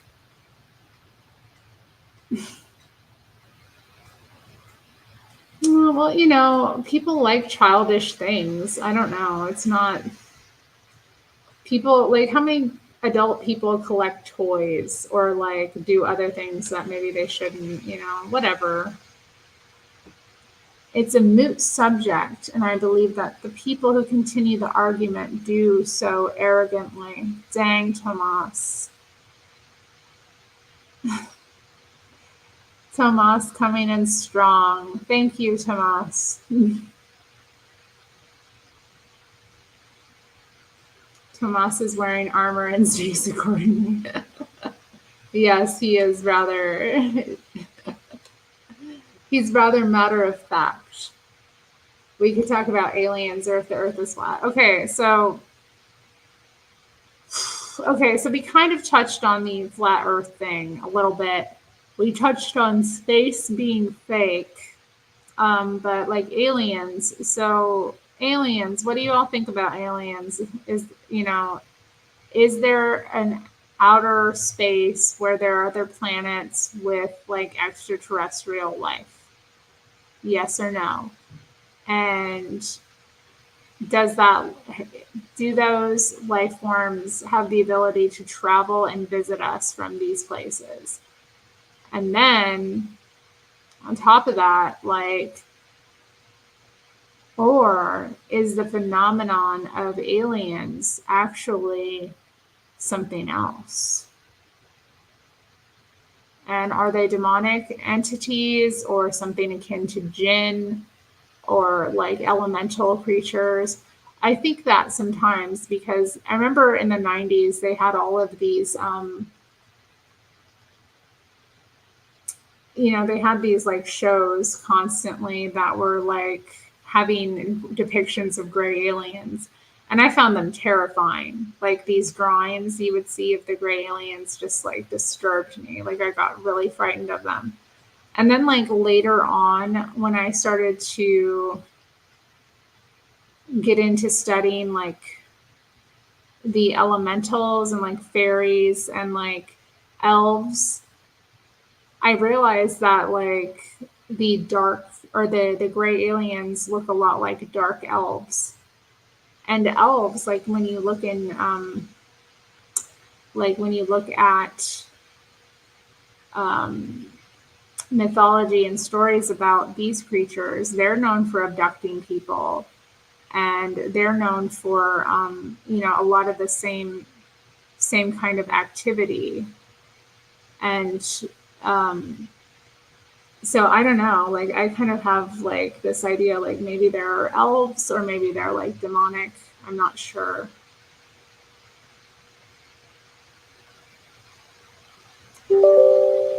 No, what the heck? Sorry, my computer is being irritating. I thought I turned this thing off. It's like trying to update the software, even though I keep asking it not to. Irritating. Um, I haven't watched X Files since I was a kid in the 90s. Okay, so we have a universe believer. We have a space believer. There might be alien civilizations older than our planet. Wow.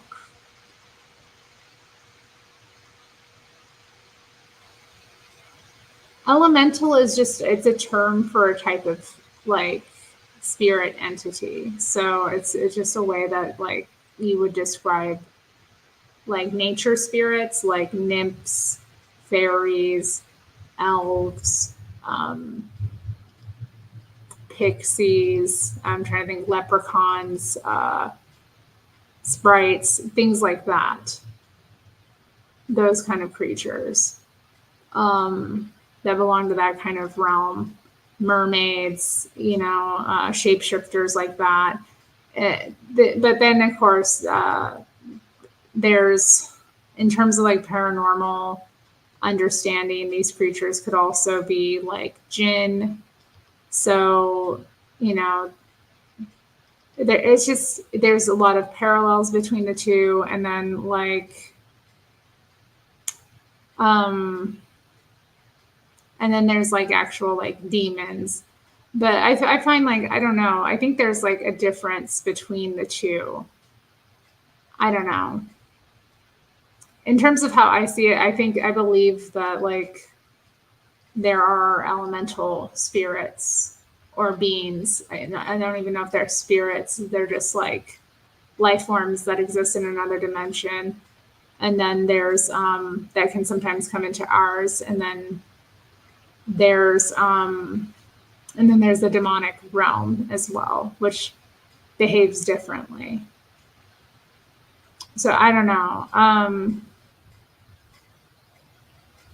No, those are just my kind of beliefs based on what I've observed. I really don't know for sure, obviously.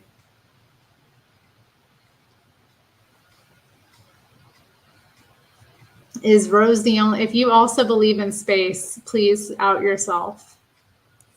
Yeah, the fourth kind is creepy. Yes. Yes. I mean a lot of alien movies are creepy.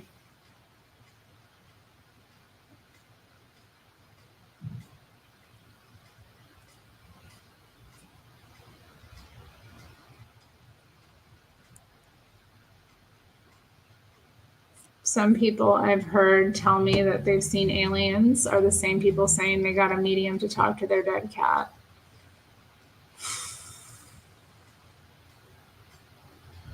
That's interesting. Contacting a medium. I mean, I'm glad I'm not doing that kind of work anymore. I do not want to talk to anyone's dead cat. The few times I contacted people's dead were like really insane experiences, and yeah, I don't know. I don't know. I don't know about just, yeah, like contacting your dead cat. Like, what? I also feel like with people, like, you know, why do the people feel like they can't talk to their dead? I don't know. Like, why do they feel they need some like intercessionary like person to? It just seems strange to me. But yeah, I had like, I don't know. There's some people who will only like contact a medium and they only want to like, get messages from their dead. It's really weird.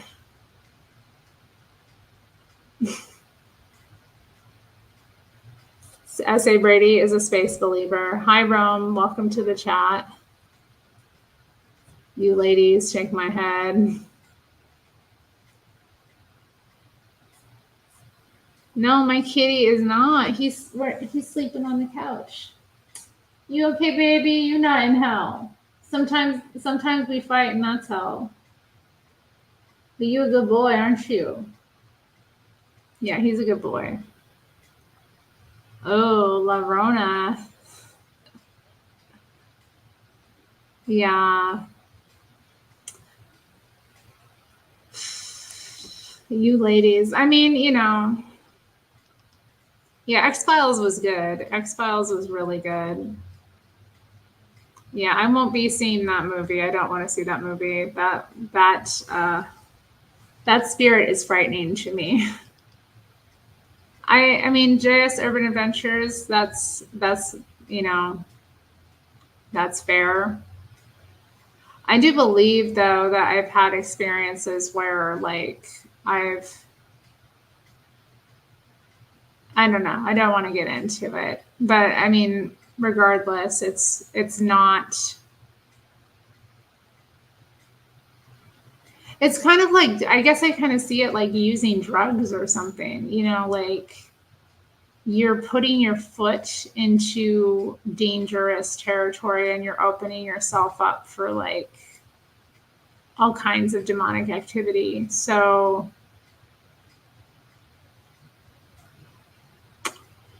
yeah.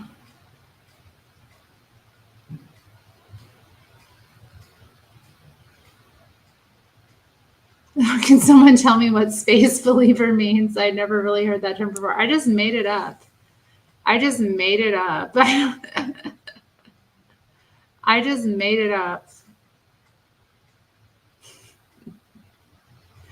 I mean, like, I don't know. It's not like a really, it's not a real term. I mean, it could be, it's just because there were people in the chat earlier saying that they didn't believe in space. So I just, when you had brought it up or when it had been talked about or it got brought up again, I decided to be like, use the term space believer.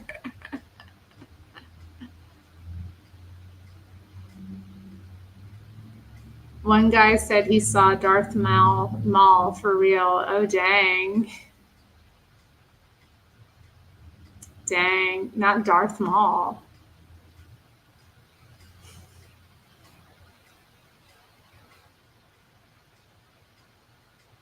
I know, they do. They do.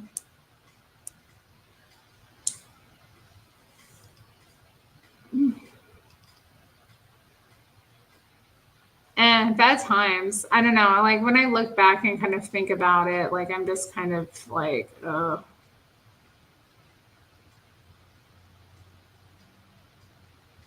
not good. Not good times. Not fun. And as I was like coming out and like realizing I couldn't like do this kind of thing anymore,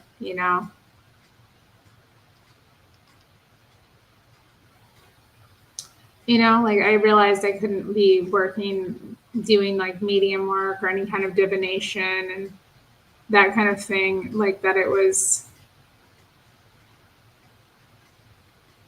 I realized that it was sinful and that I was sowing to the flesh, as it were. I kind of kind of, it solidified in my mind. It took me a while because, like, at first I was like, oh, this is just the way I am. I have this, but I'm like, I had to kind of be honest. It's like, I've been led kind of down this path for different reasons. Um, and I've like, it just, it kind of came to me that it was something that I didn't need to be doing.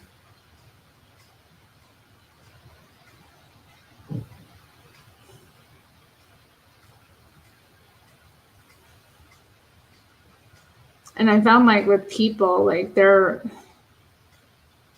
it's not good to feed people's need to know more than they need to know as well. Like it's not good for them. Yeah, there's some really interesting stories that people have. I mean, I've never seen a UFO. I mean, have I? I don't know. I've seen things in the sky that were interesting, but like I've never, seen something. But I've known people who've said they've seen like UFO activity, and I've seen some freaky things in the sky. So like, maybe they did. I don't know. Like,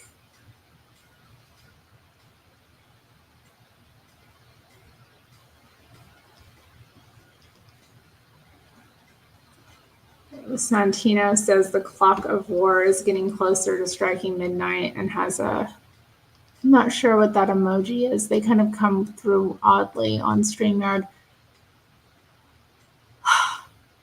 So what do you mean, the clock of war?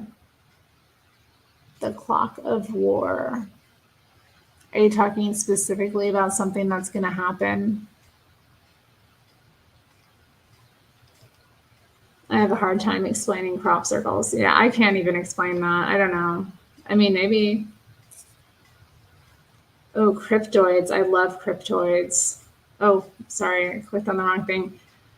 Matthew is giving a shout out to the Doritos Locos Tacos. Are these from Taco Bell?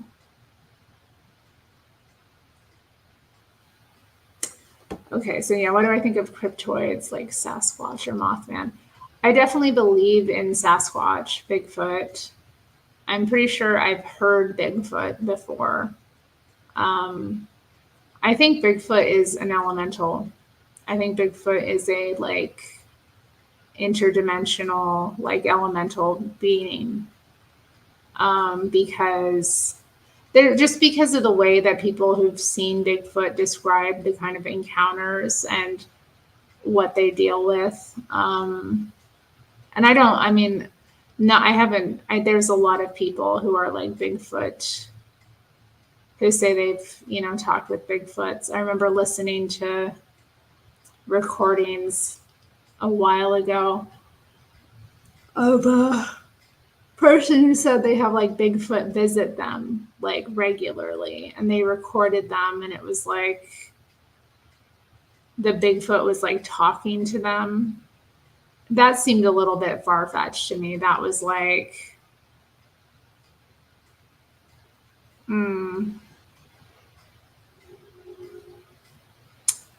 but yeah, they're interesting creatures. I mean, and yeah, but I don't think that they're like an ape. I think they're like a shapeshifter, like elemental creature.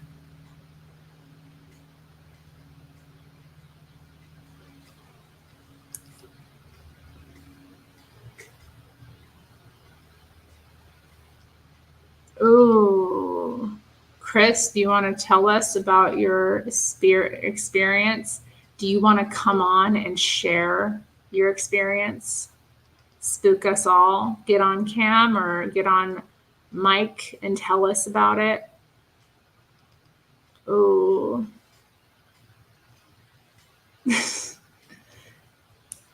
Indeed. They really do. Like what? It's scary. It's scary. It is so scary. Like this, who? Yeah, we're talking about cryptids. Now, other cryptids, I mean, I don't know so much. I think maybe some of them might be like these kind of shape-shifting elemental type spirits. Um, or, they could be like demonic entities, or, maybe they're just creatures we haven't discovered yet, because they're very elusive. Maybe they're highly intelligent and they avoid humans for that reason. I don't know. Like with Mothman, I wonder, but that one's spooky too. Like that whole Mothman. I remember reading about it when I was a kid. The stories about Mothman and like how people, you know, just all of the weird phenomena that were happening at that time. Mm.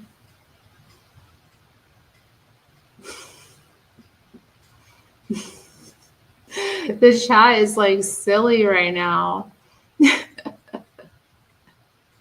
Terri, you have a special energy about you, something I can use for my advantage. Yeah, get in line, Bosco. Stacy says Terri is the new Art Bell. Yeah, I mean, so, okay, Bigfoot.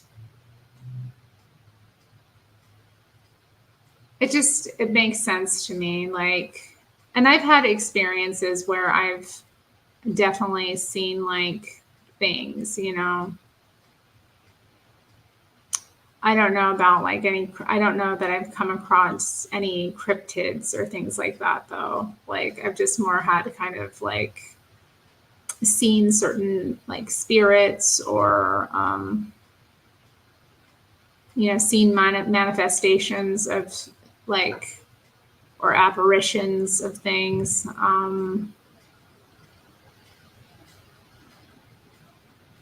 It's not that common. I mean, and then I have had like, I don't know. I had when I joined when I started attending my local church, actually, I had an experience with an elemental in that building. And it was like, it was a good interaction. It was a little sprite, actually, that appeared and kind of was like, I don't know, dancing in front of me. I don't know how to describe it. Like, it was just kind of happy and dancing. And it seemed like I got the impression I had this like, it wasn't just an impression. It was like communicating with me, but it was like happy that I was in church, And I had read when I was reading about like the jinn and there's like, again, paranormal researchers who believe that the jinn are actually like the same thing as these elemental creatures. Like, they're the same type of spirits. I've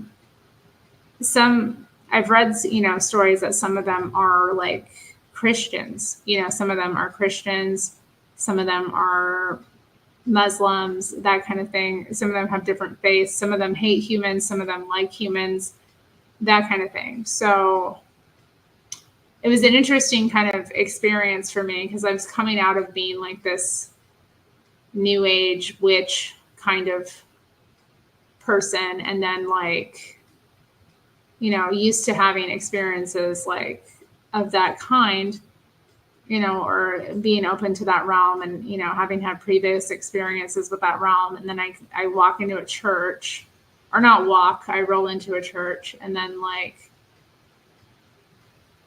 I'm hanging out there, or, I've been going for a little bit. It wasn't like my first time or anything. It was like, but I was new there. And then having that kind of experience and seeing that thing, it was like, I kind of had this like confirmation, like that it was the right thing. I don't know. For me, it seems like it definitely solidified. I was like, okay, I need to be here. Like, cause I was having some conflict in myself. Like, should I be here? Should I not? Like, is this right for me that I am attending church again? And good night, Santino.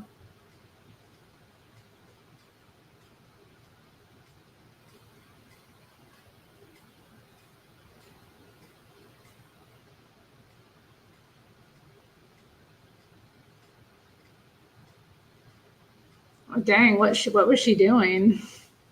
This comment, Grimes said she did some witchcraft and then her rosary disintegrated.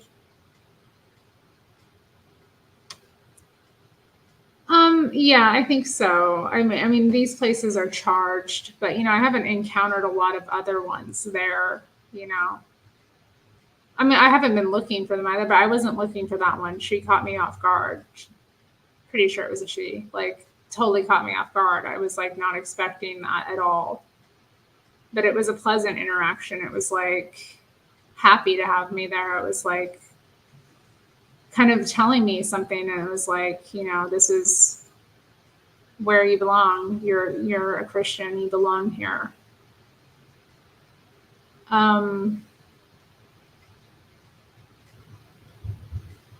So yeah, I mean, it was, who knows, and I don't know if I've talked before online, but maybe not to all of you. Like my uncle in New York, he lives in Staten Island. He has this old brownstone house. That place, when I visited it, haunted as hell. I mean, they told me ahead of time, and like my stepdad called me and he's like, the next morning after I'd like slept there, he's like, so how's Casper? Because he'd had experiences there. My mom had experiences there.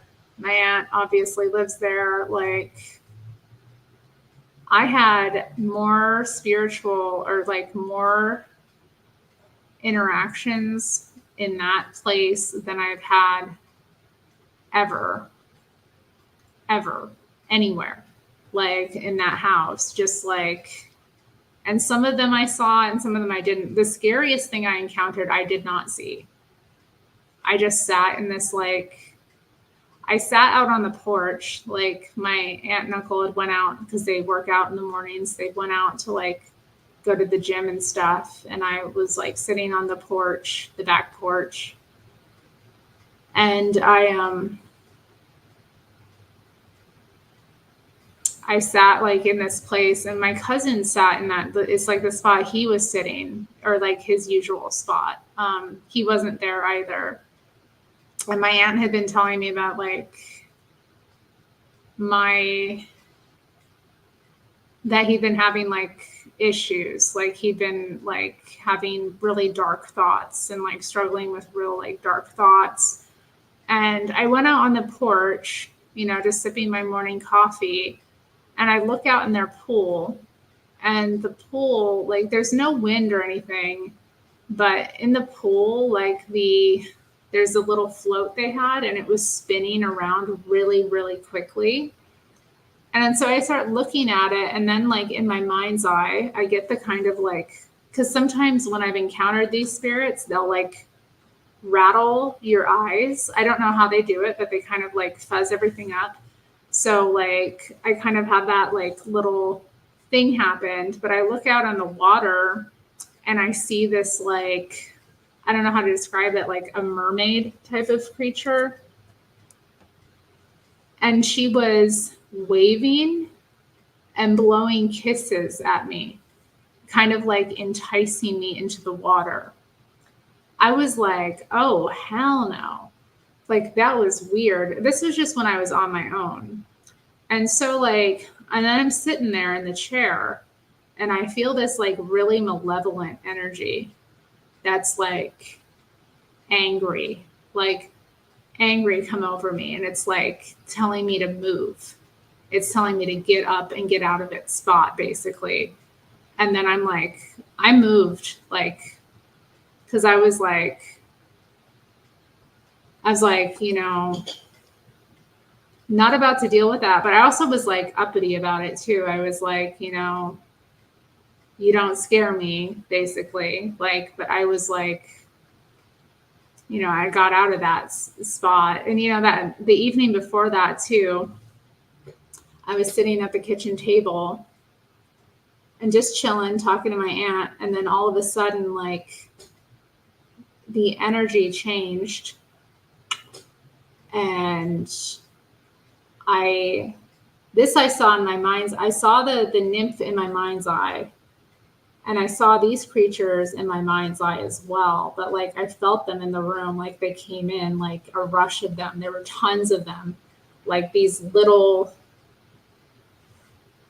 I mean, I don't know how to describe. They're like little leprechaun type creatures or something. Like maybe not leprechauns. There's some kind of small elemental creature like that, like humanoid. And they're like giggling and running through the kitchen, and they didn't frighten me at all. Like, and then my I was just kind of laughing because like, you know what else I saw? I also saw a legua. If you're familiar with like the legua is like this Orisha god, and I'd encountered a legua before in like different contexts. Like I'd come across him before, and my uncle's like grandmother was a Orisha. Like she was a priestess, like a Santeria priestess. I don't really know the title exactly, but she had like put all like these. He had told me about how she had put like all of these protection workings on him as a child. So he wasn't really impacted by these like creatures as such. My aunt was impacted by them more, and she's also like an empath, if you will. Like, so she's used to having these things happen. So it was just interesting, kind of like sitting there and watching all this go on. And so yeah, that was interesting. So that was the night before. And then like the room I slept in, I felt fine in. I mean, I kept hearing a really strange noise at night, like it was like a tapping, but it could have been an animal outside. Like I didn't feel any kind of like weird energy in that room as such. The but it was kind of like my uncle's like shrine. He's like a Spider-Man nerd, so it was like his big Spider-Man room, basically, all dedicated to his Spider-Man collection. So anyway, yeah, that and then the next morning, I told you about like the malevolent kind of spirit that I felt on the porch, and then I kind of realized that that spirit had been working on my cousin. And so, like, when my aunt and uncle got back, I kind of told them about what I'd seen. Okay, so get this. So when I tell my uncle about the nymph, the water nymph, whatever it was, that was waving and blowing kisses at me, he kind of got like he was like, Terry, he's like, this is really weird, but the other night I was in the pool, and he told me that he said I was the other night I was in the pool and I felt like something was trying to seduce me. Like it was really weird. And I was like, so like, I mean, that was interesting. Like he was like kind of realizing that I'd seen the spirit that had like been working on him.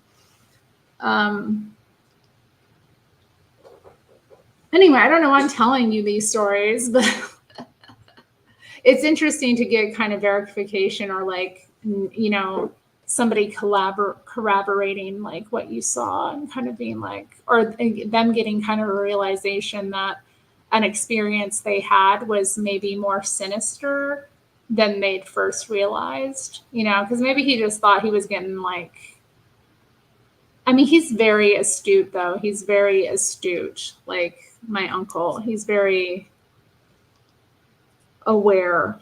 His shrine to a spider demon. I mean, he loves Spider-Man. Spider-Man protected me. Okay, let me catch up.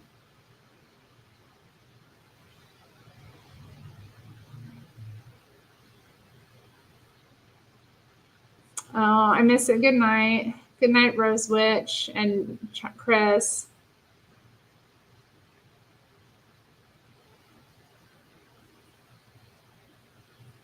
That's scary. I'm sorry, I didn't catch up with this chat. Y'all have been talking. I think this is about the sprite I encountered in the church. I didn't feel nervous at all. I just felt like I felt comfortable. I felt safe, felt totally fine.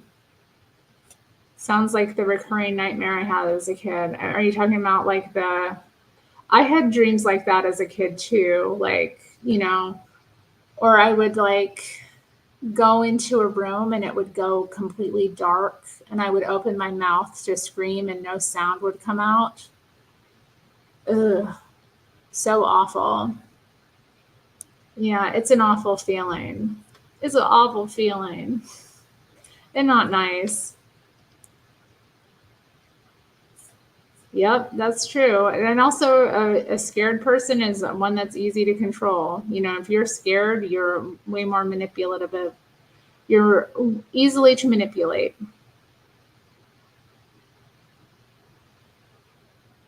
I wasn't afraid. I was not afraid. I'll be clear about that. I was not afraid, but I felt like something was trying to like something that was like malevolent and like angry and hostile. That's what I felt. I felt hostility and anger that I was even there. Like, and when I think about it now, I can even like dredge it up. Like it was just this vile, vile hate. I don't even know how to describe it. It's like it knew that I was like disruptive. It knew that I was going to be disruptive, I think. And it knew that I was aware of it, I think, as well. Like it knew that I could perceive it. Because I think sometimes like they're not, especially because that thing was working on my cousin. My cousin was like mentally very unstable. He was in a very dark place. He's gotten a lot better now, but like that thing was working on him. And when I told my aunt and uncle about that, and they'd said that's where my cousin, I'm not gonna say his name, but that's where he sits every night for like hours. He sits right there, you know. And then like my aunt told me like the night before, like when he had come into the room, like, and I hadn't seen him I hadn't seen him since I was a kid. Okay. He came in the room and I kind of like moved over to like give him space.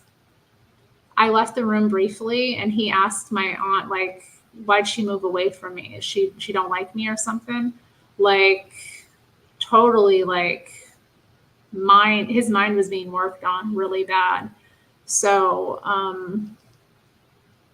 I think that like whatever that thing was, and I do think it is probably like some sort of demonic entity, like was aware that I was aware of it, and that like we were becoming aware of it. That this was like what was going on was spiritual. But I mean, they've lived there a long time. Apparently, it's gotten better though. My uncle said that like he's really done a lot of work to get the space better. But yeah, haunted places, scary. Sup, CJ?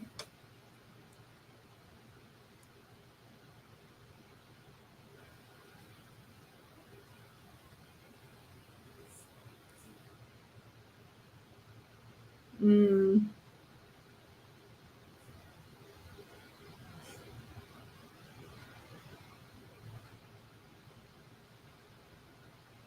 Don't be paranoid. I mean, yeah, we can change the subject. I don't know how we got on this exactly, but like, it's interesting. It's interesting. Just, interesting what you can encounter and like pick up on.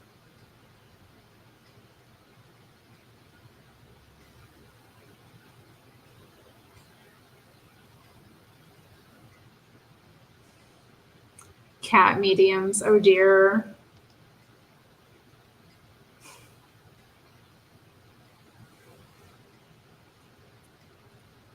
I don't know. I don't know. I think you're mentally unstable in your own way.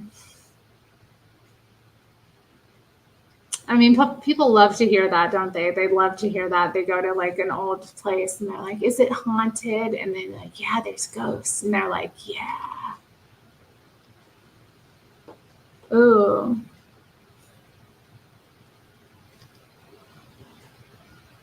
I had sleep paralysis once. Ew, yeah, sleep paralysis is nasty. I don't like it.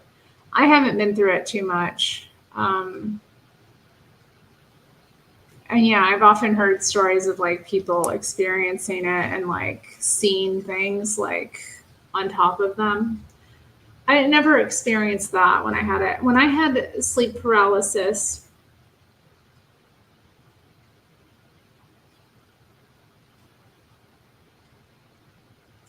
I just kind of was, it was completely dark.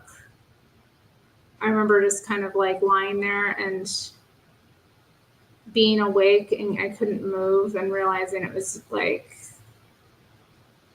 I could feel my body, but I couldn't move it. And I kind of was like, it was dark. I don't know. It was a weird experience. And then I also had it when like I astrally projected once, when I kind of came back into my body, or whatever the phenomena was. I don't really know with astral projection if it's dreaming or if it's like what the process is. I don't have I don't have a solid understanding of it, and it's not something it's not even something that I really intentionally did. I mean, I did intentionally do it, but like it was not something I was trying to do. It's just something that kind of happened and that I kind of like managed to do because of the condition of where I was at, in my consciousness. So yeah, I was like a little stuck but it wasn't that. Yeah. Well, I don't know, Matthew. I don't know that that's the case.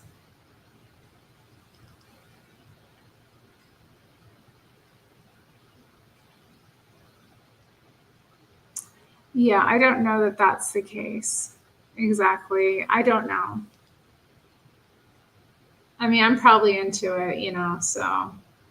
But I haven't really seen ghosts are not something that I've experienced. I've experienced like the dead, but like a place being haunted. I don't know about ghosts. I think what people call ghosts are, something else usually. Like my aunt's place, like in the activity, or my aunt and uncle's place, the activity they have there. Like she said she saw like a woman multiple times, like staring down at the floor.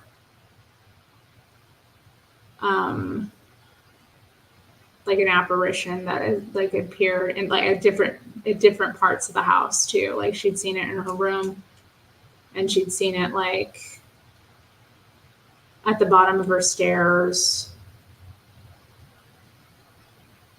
But again, like I don't know, she's into this stuff. She's, that way.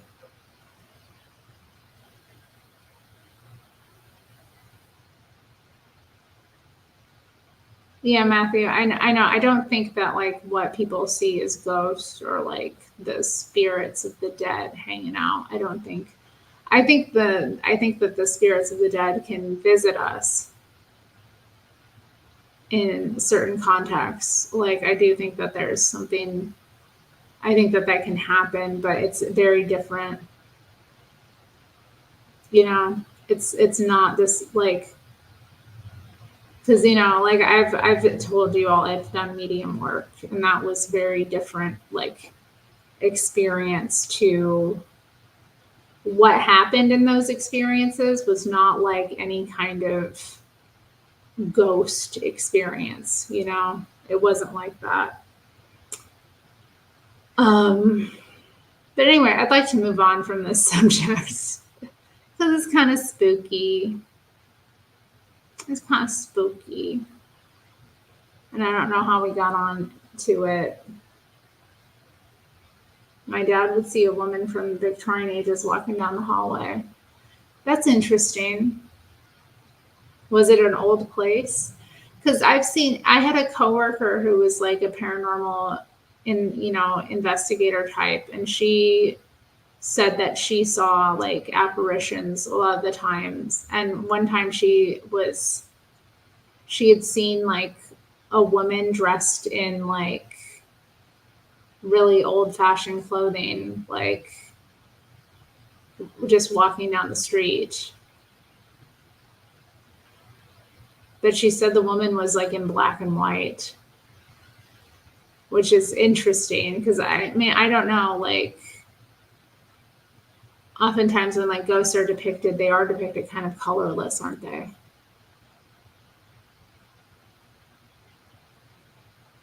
Don't be scared, I'll hold you. Matthew.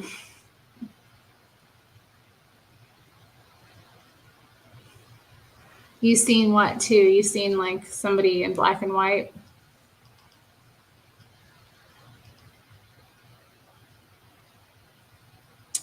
Yeah, I don't know.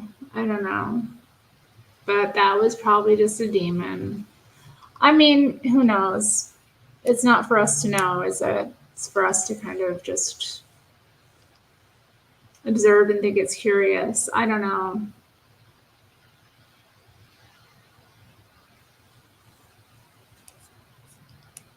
A group of kids in the street in old clothes. Interesting. Have you all? Oh God, I don't want to get on that conspiracy because I'm going to get scared. Okay. Ghost ships. Here's one. Have you heard of ghost ships in the sky? My mother told me she saw something like this, that she saw a ship in the sky, like just appeared and like then disappeared, like one of those old fashioned with like those sailing ships with the big sails.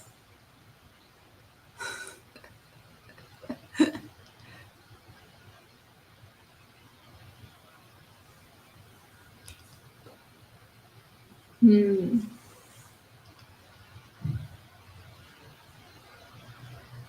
Really, Tomas? They're popular in Dutch mythos? I mean, yeah, I mean, I've read about like people seeing them and like I don't know how, my mother's told me a number of her paranormal stories that she's had because like she's also, she calls herself an empath. I don't really like that term, but like it makes sense to whatever degree because like in terms of, I just think, it means a lot of different things to different people, but like, didn't know it was a sky thing. Yeah, I mean, well, like Blur did that album Ghost Ship, right? Or no, they had that album. That wasn't the title of the album, but they had that hit song off of that recent album they did, Ghost Ship, and then there was the Ghost Ship like venue in Oakland that burned down and like all those people died. Um, it was like a concert they were having and like the something happened with like the stairwell and people couldn't get out and they burned. It was horrible. Hmm. That would be something to see. That would be something interesting to see, like to look into the sky and to see a ship like that. Way cooler than a UFO. Way cooler. Way cooler than a flying saucer. Stacy says I couldn't go on a cruise. I have to see land. Yeah, I wonder about that because I've thought I would like to go on a cruise. Like I thought it'd be nice to like just travel by sea, and see what it was like. And then I'm like, how would I really handle that? Like, would I get sea crazy? Like, I wonder if it might have an effect on me mentally, and like, would I get seasick as well? I wonder.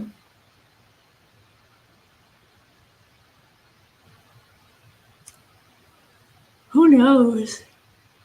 Being on a cruise that is scary at nighttime, you can't see. S word. Oh, that does sound spooky. I hate that. I don't like being out in the country. Like when it's like gets dark at night, I feel really uncomfortable. Like, when there's no like light at all, it's just pitch black. Um,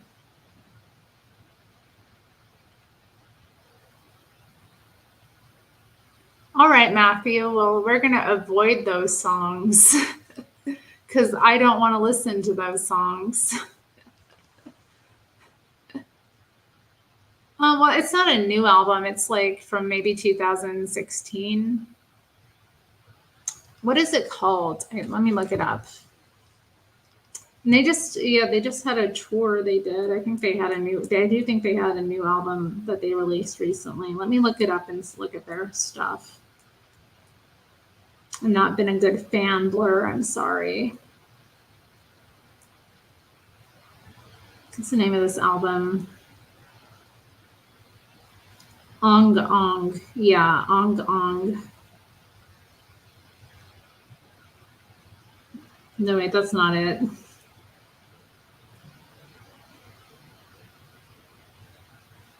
Where's the album? The Magic Whip 2015. Okay, The Magic Whip 2015. And then they've got an album out, The Ballad of Darren, released in 2023, which I have not explored. So I need to check that out. It's interesting. They have a like pool scene on the cover, kind of like, their album Leisure. They have the pool on the cover. The Ballad of Darren. Oh, yeah, and they have Water on the Great Escape too. That's right. Yeah, The Magic Whip, that album, and it has the like little ice cream cone, the neon ice cream cone, and it has some like. But yeah, they've got the Ghost Ship song on there. It's interesting. Okay, good night, S.A. Brady. Luckily, there's a lot of alcohol on cruises. Yeah, that'll help you sleep. I like some songs that bring angels. Yeah, for real. Some retired people live on cruise ships because it's cheaper than housing. Well, that'd be nice to travel, the world. Yeah, Matthew. It's fun for a day, but the rest of it isn't my kind of vacation. Yeah. That sounds kind of rough, being trapped on a boat in the ocean for a long time. I'm like, how long does it take? Like, I have to really look it up. Like, how long would it take to travel by boat from here to there? And like, I don't know. It's something I've thought about though, like that I might enjoy that. Who knows? You've never heard a whole Blur album. Cruise food boats you like a mug. What do you mean it boats you like a mug? Girl, what are you talking about? Let's see, Blur. I think my favorite of their albums is Modern Life is Rubbish. Just the one I like emotionally connected to the most, He's 20th century boy, dun dun dun, with his hand on the rose, trying not to be sick again, and holding on for tomorrow. They're being very British. I love this, like I love Britpop. Britpop's like my favorite genre of any type of music. Britpop wins out. I love it.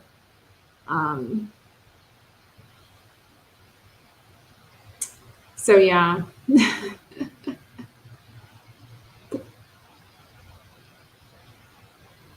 It bloats you like a mug. Oh no.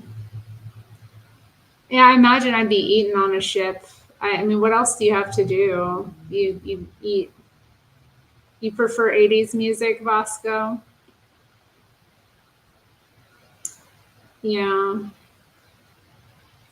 I don't know. Britpop just has a special place for me, and I think it's really kind of, there's something about it. It was just an interesting time. It has a lot of enthusiasm and energy to it, and like I also like that it's they purposely were trying to sound English. You know, they weren't trying to sound American like some bands do. Um, you know, so it has that kind of element to it, and it's a lot of it's very like working class and very like just about regular life. I love that. I love that it's like a lot of music. It's just about like what they were up to and like people they knew and things like that.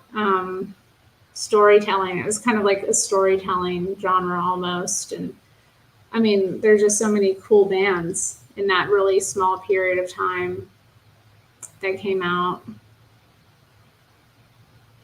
And like my favorite band, Suede, is from that genre. They kind of like were the pioneers of it. They were like the first ones out, you know, being all flamboyantly British. So yeah, I mean, there's like an edginess to it, and it's, you know, I'm an Anglophile, so I kind of enjoy English culture. It just is something about it. But yeah, I like '80s music too. A lot of good music came out of the '80s. Obviously, a lot of my favorite albums, a lot of my favorite bands were big then or working then, all doing their thing then. So like that music too, obviously. And a lot of them got their start in the '70s too. So I like music from the '70s as well. It's music just is awesome. I don't really like modern music though. I think, you know, that album Modern Life is Rubbish came out in the '90s, but I don't know. Did they realize how things were going to get now? Did they realize how rubbish things were going to become? Rome loves Monty Python. I love Monty Python too. Monty Python. Who's your favorite Python? Like which actor is your favorite? I share a birthday with Graham Chapman from Monty Python. Actually, he and I are born on January 8th. He's another January 8th baby, and he's probably my favorite. Remember Erasure? Of course. Well, Erasure had oh, I don't remember the singer's name. Was it Andy Bell? And what's his name? The guy who was in who's founded Depeche Mode, Vince Clarke. Vince Clarke and Andy Bell. Yeah. Is the Smiths a Britpop band? No, the Smiths were around in the '80s, so they influenced Britpop definitely, but they weren't a Britpop band. Yeah. Suede is releasing new music. Their last album was amazing. I went to see them on tour for it, and that was awesome. I actually did a video if you want to check it out about my trip up to Seattle to go see Suede. And it has some clips from the concert. I saw them and I saw the Manic Street Preachers together because they were touring together for their North American tour. And then they decided to do that tour like the next year in the UK. So it's pretty cool that they got together and did it together again. I've seen that like they were really influential doing that. I've seen a lot of kind of bands start doing that now where they're like touring with you know, their contemporaries, their peers, not like a new band, but like somebody that is their peers. So yeah, the Smiths, I mean, how would I even categorize the Smiths? I mean, they're like indie pop music, right? They're independent, but I would say they're just classic pop.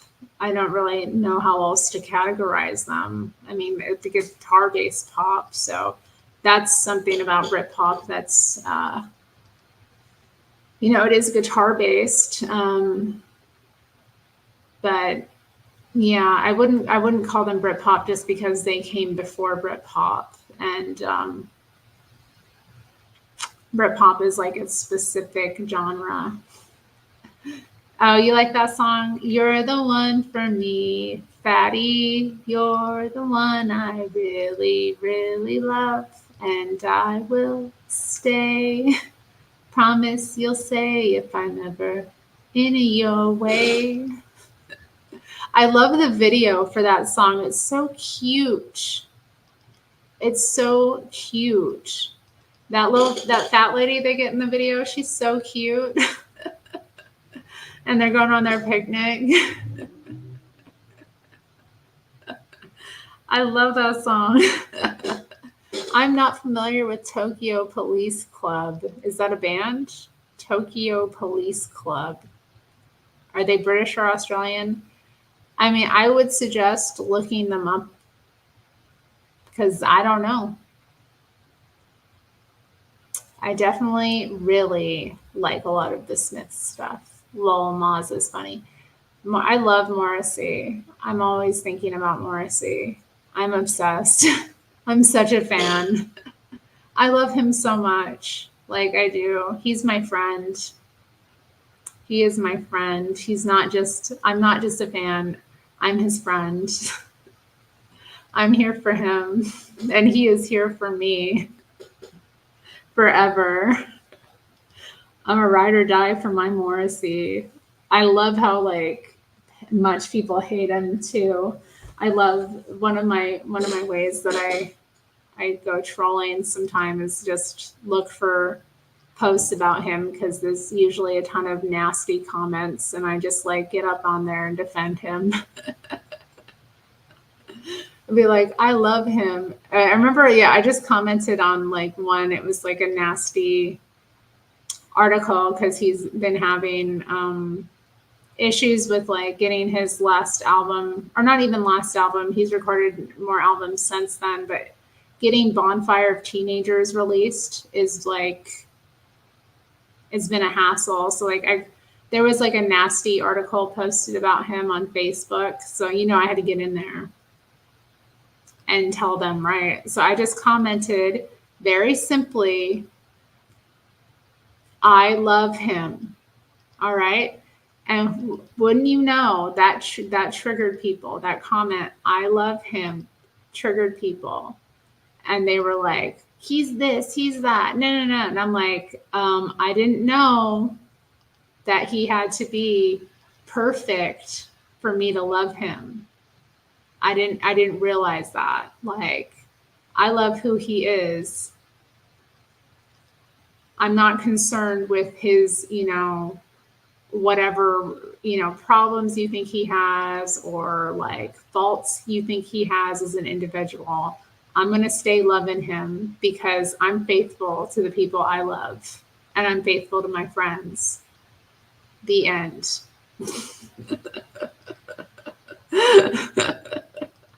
It was fun.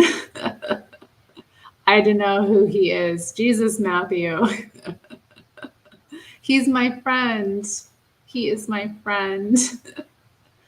Rome mentions the song Tomorrow. Yeah, I love that song too. It's so like, it just gets you right in the feels. All I ask of you is one thing that you never do. Would you put your arms around me? I won't tell anyone. Tomorrow, does it have to come? Oh, the pain in my arms. Oh, the pain in my legs.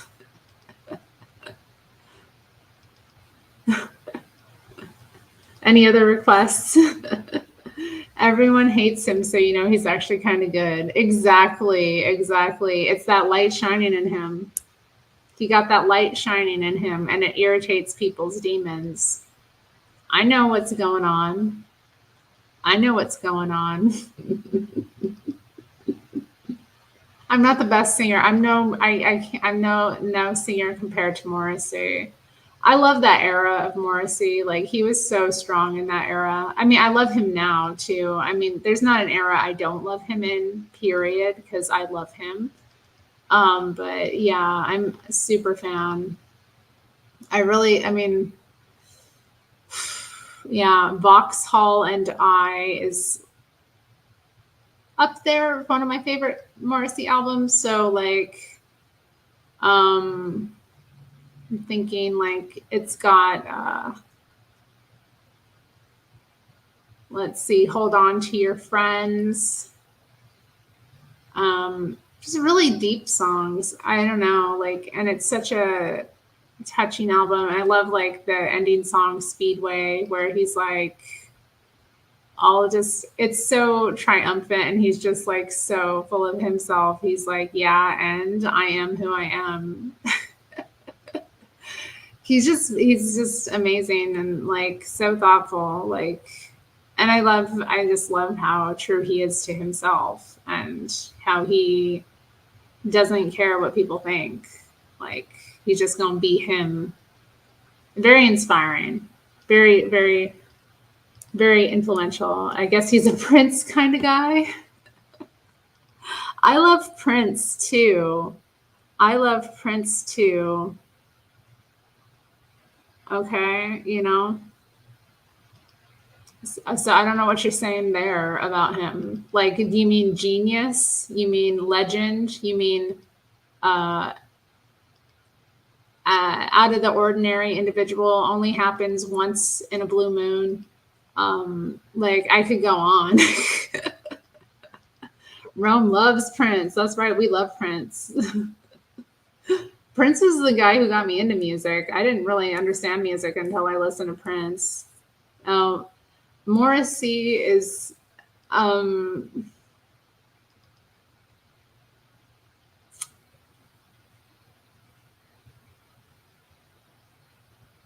I would say, how would we describe Morrissey's orientation?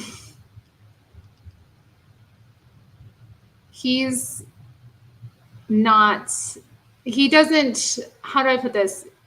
He's not someone who leads with that. He's not someone who talks about that. He kind of keeps that, he infers it in his, like, he makes references or infers it in his music, but he's not like, he's sophisticated. How will I say this? He's sophisticated and charming and very gay.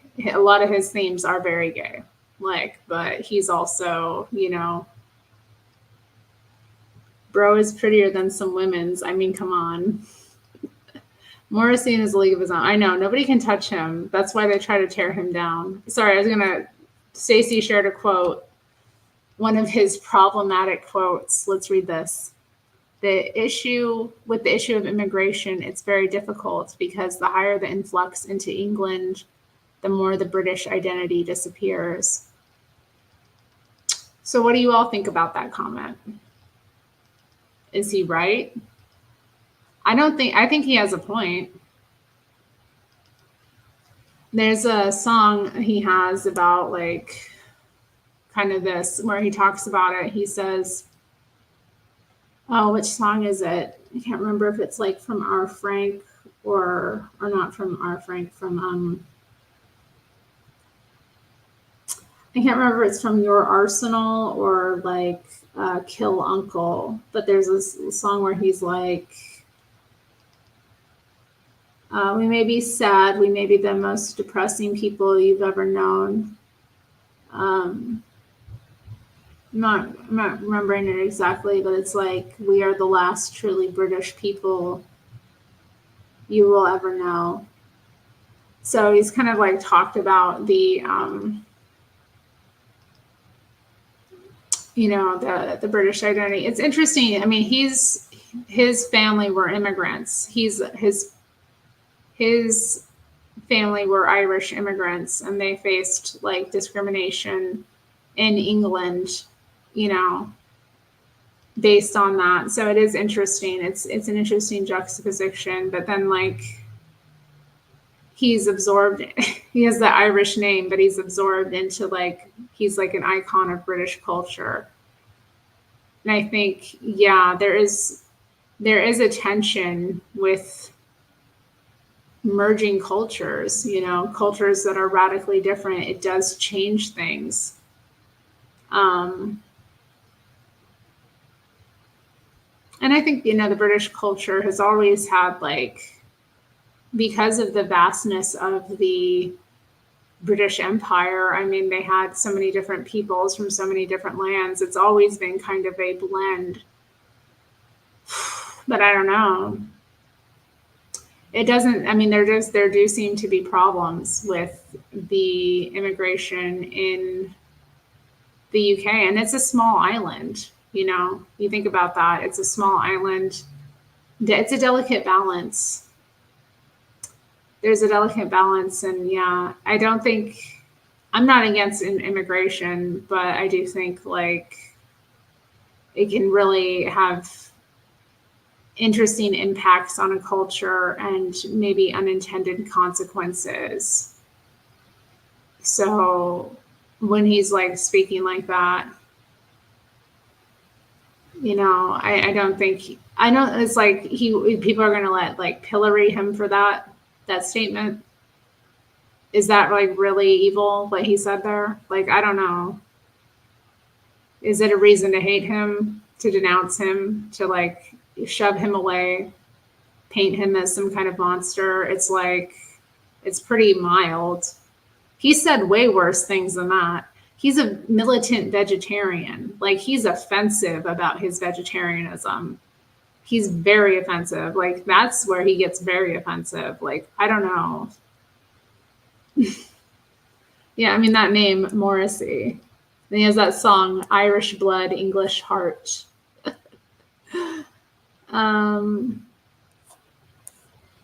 Survival rule number 1, don't lose turf. I mean, yeah. Shadow band account supports immigration 100%. Dang, 100%.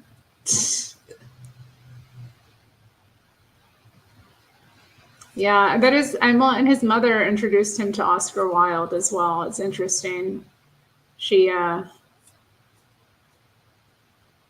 as he describes learning about Oscar Wilde, it was his mother who like gave him an Oscar Wilde book. Irish folks don't forget anything. Nope. Is that why I don't forget anything? Plus, he's kind of queer, but I think he might just be kind of asexual. I mean, I don't really know. I mean, I don't know. It's rumored that he has. I mean, I think he's gay. I'll be honest. Like, if I want to say, like, I think he's had. I think he's had relationships with men. He also had, relationships with women in his past. I mean, he did have a long stint of celibacy. I don't know how long that's lasted in his life, but when he was, in the Smiths and building himself in his career, he was celibate. So, and that was really wise, actually. If he is gay, at that time, it was very dangerous to be gay because, HIV and AIDS was really rampant and killing a lot of people. So him choosing a life of celibacy at that time was probably the wisest thing he could do.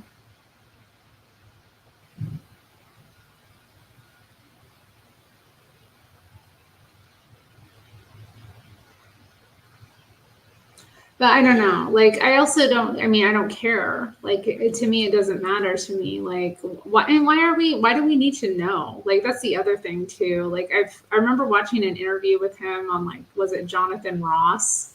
And I was just disgusted because Jonathan Ross was like being like, so a lot of women are, yeah, you have a lot of female fans and they're like attracted to you. And he's like, yes.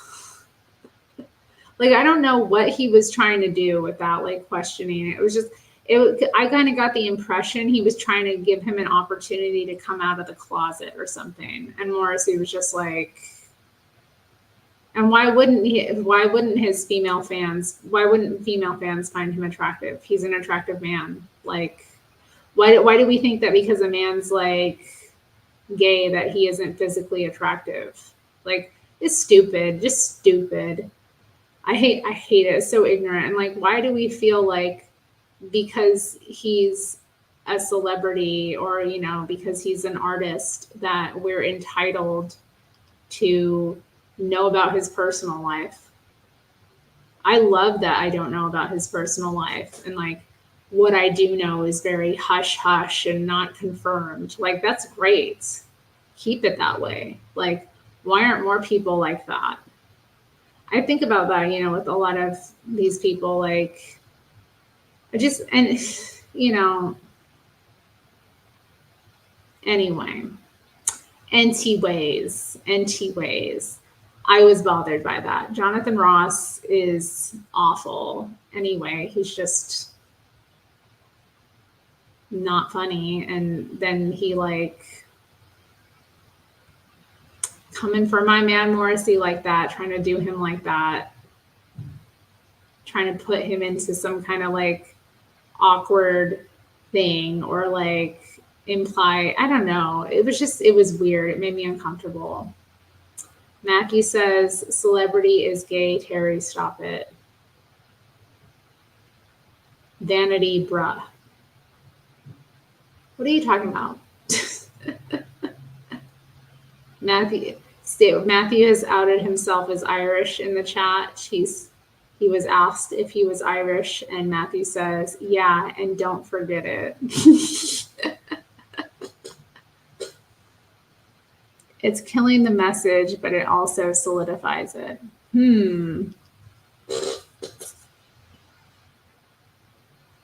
Oh, yeah, right. People hate bisexuals. Are you kidding me?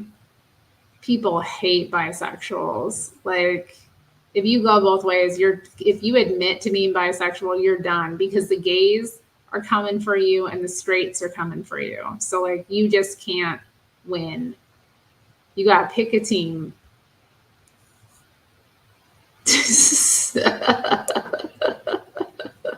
Ain't that the truth? Hey baby, how you doing? Hey baby, you want me to sing to you? Yeah, what's up with you? How was your nap? Meow. It was meow. Get your claws out of my chair. Come on, let's get up here. You so strong. Come on, you mustn't lap. You want me? Okay. Oh, he's coming. Oh, baby, hold up. Why don't you let me put my leg down? I got my legs crossed. Come on. Come on. Get up here, baby. You got to see this flat. You got all this lap. You got all this lap you can have. You got this lap and you got this one. Come on. Come on, baby.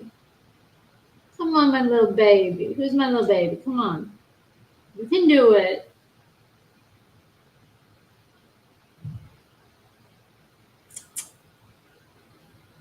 You know you want some lap. Come on. Who are you playing with? Come on. Get up here. He's acting like he don't want my lap. Come on, baby. Come on, baby.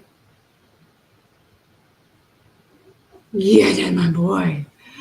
That's my boy. Oh my goodness. That's my boy. Hi, baby. I don't think we got you on cam though. Oh my god. But you don't like being on cam anyway, do you? Hi, baby.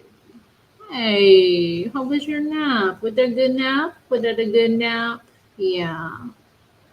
Was it everything you wanted in a nap? Was you sleepy and then you got some nap? Yeah. You got them nap. Oh, so good. Oh, so good.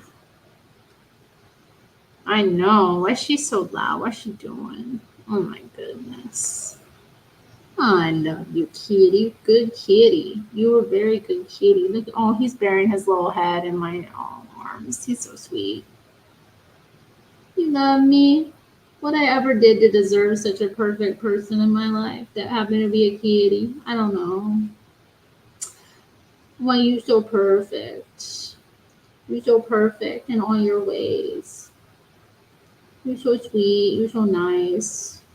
You're so good, kitty. You've seen a lot of snakes and turtles the last few days. You almost stepped on a snake. Oh, God. Oh, CJ's cat came up too. We got the kitties. The kitties are coming. They're coming. They're like, come on, humans. What are you doing?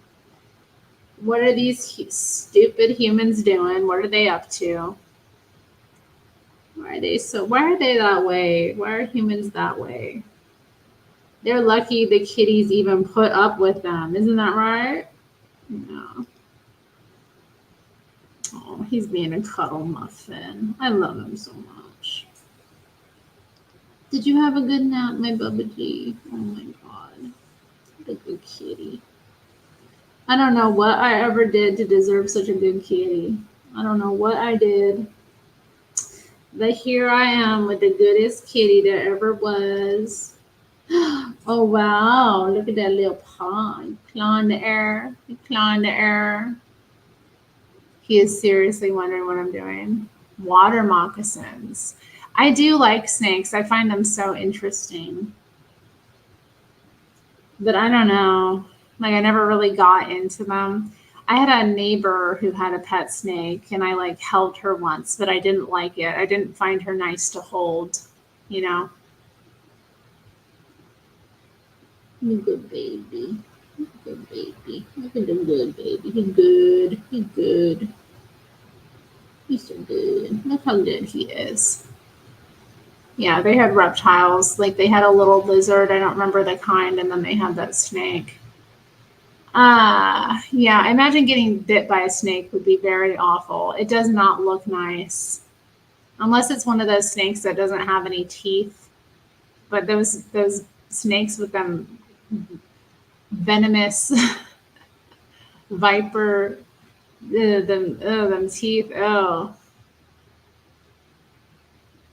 I remember growing up we had a snake head in the house. Like somebody had sent us a snake head that was preserved or stuffed, you know, and it had like the little fangs out. And I remember like touching it.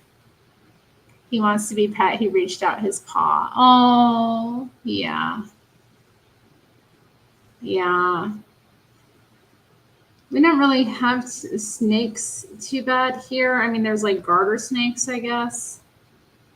I've never really dealt with them though, because I didn't grow up here. I never really had kind of a yard space to be dealing with them. But I did encounter one when I was out at the beach. Not like the ocean, but there's some like beaches along the rivers, and this one was along the Columbia out on Sauvie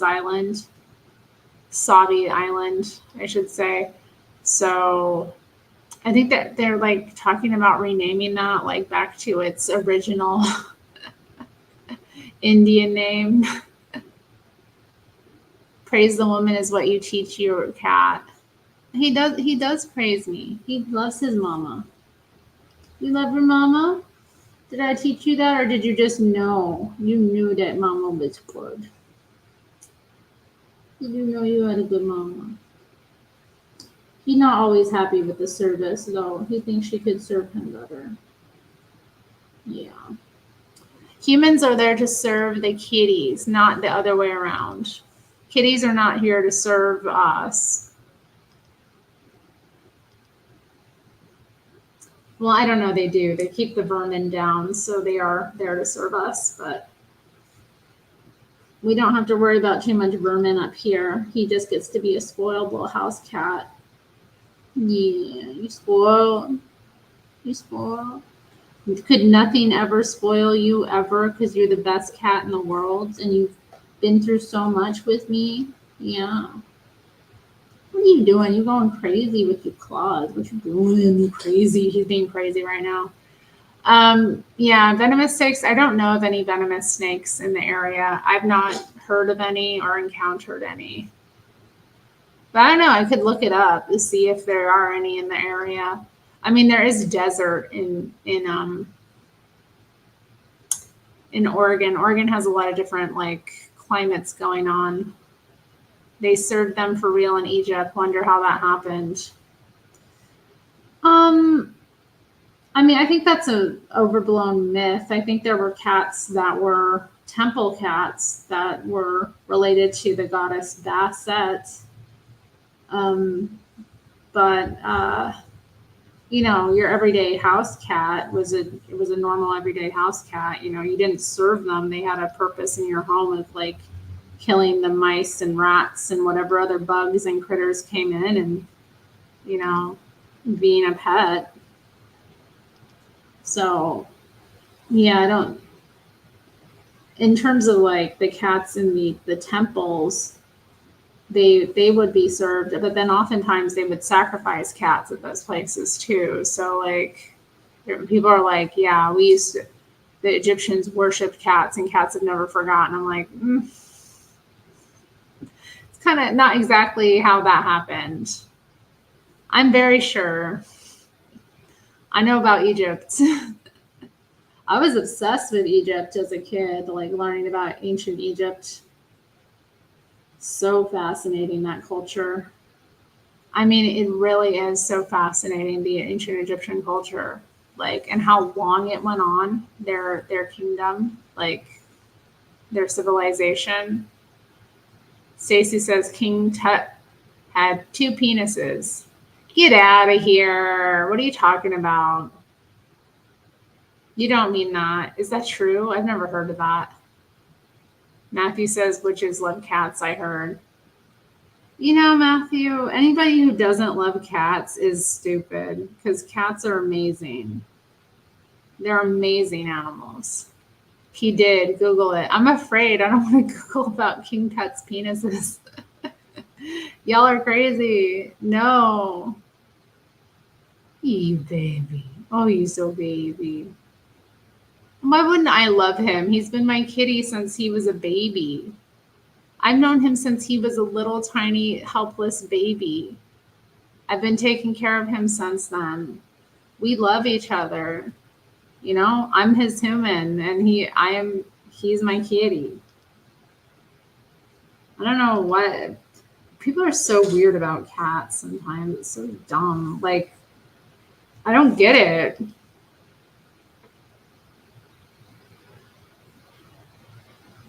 Egyptians enjoyed power, but the icons were there before the people. Dang.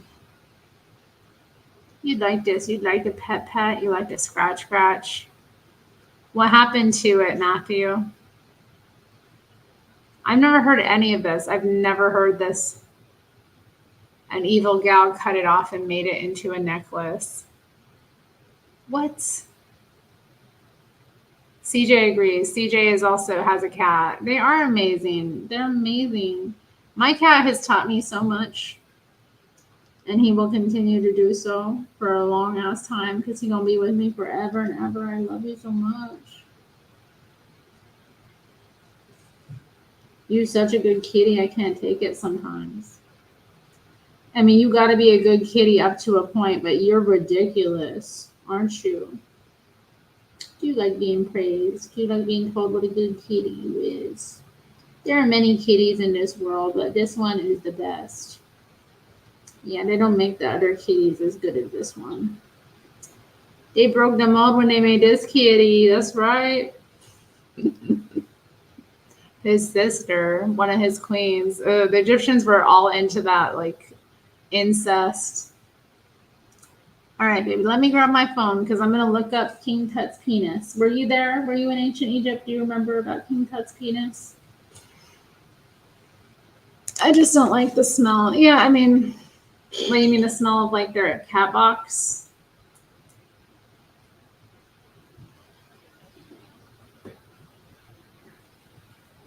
Okay, let's see. King Tut.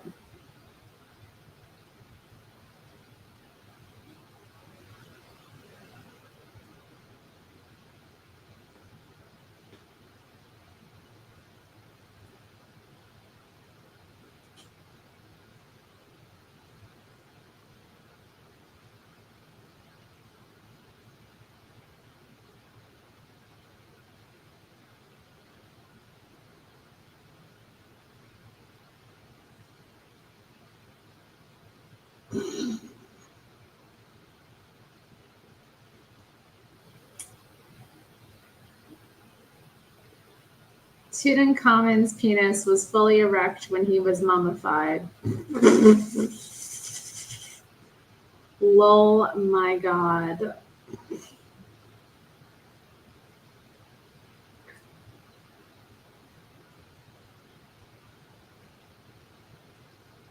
I'm not coming across anything about the penis. That's huge. Dang.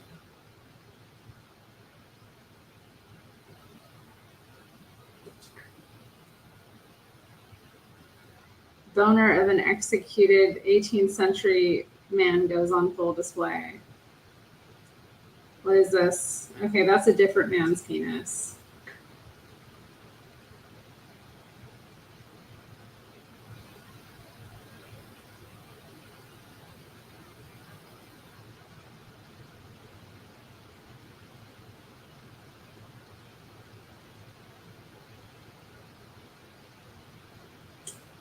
Huh.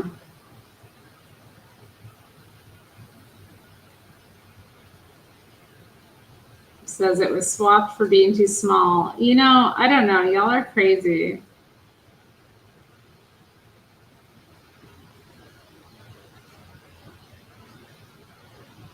Egyptian food is good. What the? And then Matthew says the ankh is a penis, Terry. Okay.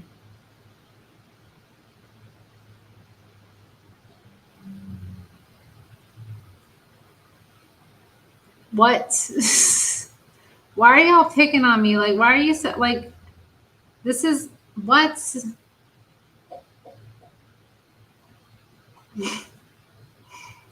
What?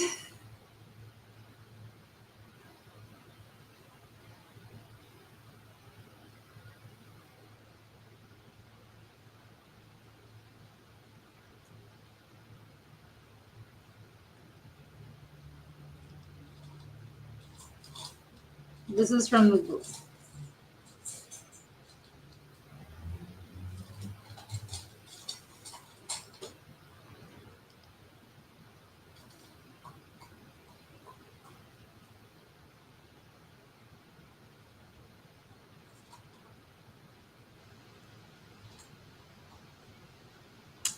photos of the Boy King's mummy taken by Harry Burton upon his discovery clearly show the penis attached. Yet it was declared missing in 1968. Many proposed it had been stolen or destroyed until a 2006 CT scan rediscovered it unattached in the sand around the pharaoh's body.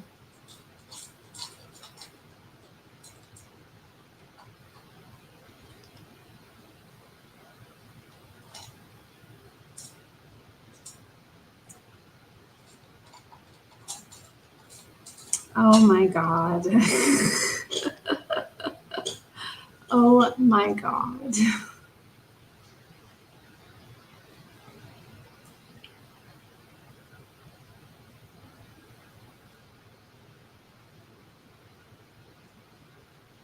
I act like I'm okay, but here I am looking at King Tut's penis online.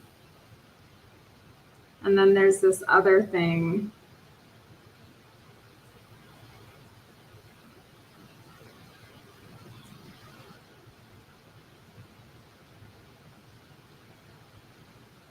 Okay, so this is on X. Tutankhamun's penis was fully erect when embalmed. One study indicated that King Tutankhamun was embalmed in a unique way, and the strangest thing is that his was embalmed erect at an angle. Okay, but then they're showing this photograph of another picture, which I know is from the 18th century. And this is on I Effing Love Science.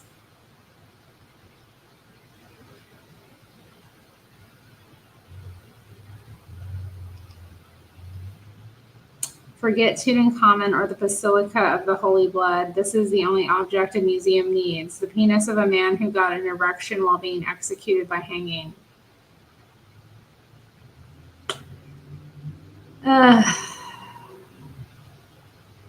It was removed from an 18th century Englishman who was hanged. When people were hanged, they nearly always get erections and nearly always release their seed. Really? I thought you knew about this kind of stuff because Freddie is your boy. I barely know Fred. I've been on his, I've talked to him like twice on his his YouTube, and he's fun to talk to, but I don't know.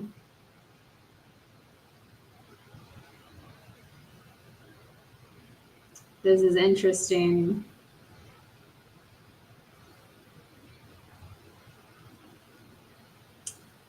So, okay, that's interesting to know about hanging. I didn't know this about hanging, but apparently, like, when men would get hung to death, die by hanging, they'd pop a boner and have their last O, I guess. What a thing to know. I've learned something new.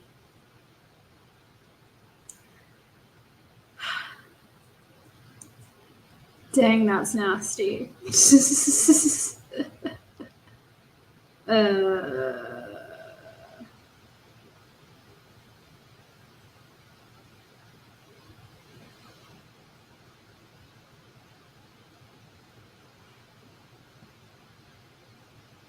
I don't know. Hello, Danny P. Welcome to the chat. I just ended up going down a brief rabbit hole. Oh, look, it's the Space Needle in Seattle. Danny, do you believe in aliens? Do you believe that the Space Needle is actually a flying saucer that they placed on top of there, and that one day it will fly away again?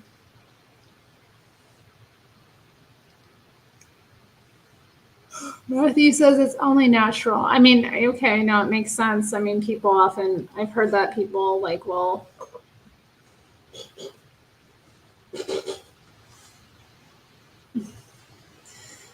ow. People will go through all kinds of, releasings when they die. Like, I've heard that, but I didn't know that happened. I mean, God, how awful. I don't want them to bring back public hanging. I'm glad I live in an era where hanging is not like public hanging doesn't happen. I'm glad that's not something that we deal with. I mean, we do have the death penalty in America, but yeah.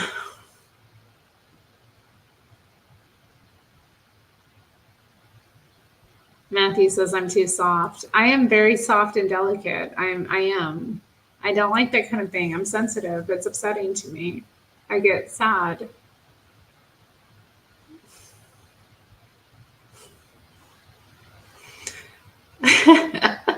I know, CJ, like the last indignity. Danny says, in general, I believe in aliens, but it's not like I can prove it. Can they even communicate? So do you believe in outer space? Do you believe in like outer space and the globe? Or do you believe how do you believe, what am I trying to say? Do you believe that like extraterrestrials are from another planet in the solar system or in the universe? Like another life system on another planet? So you would be a space believer? We were talking about this earlier, whether a lot of people in the chat didn't seem to believe in space. I really don't have an opinion one way or the other. Matthew would be fine with it. You'd be fine with bringing back public hanging, or you'd be fine with being hung in public and dealing with the last emission in front of everyone?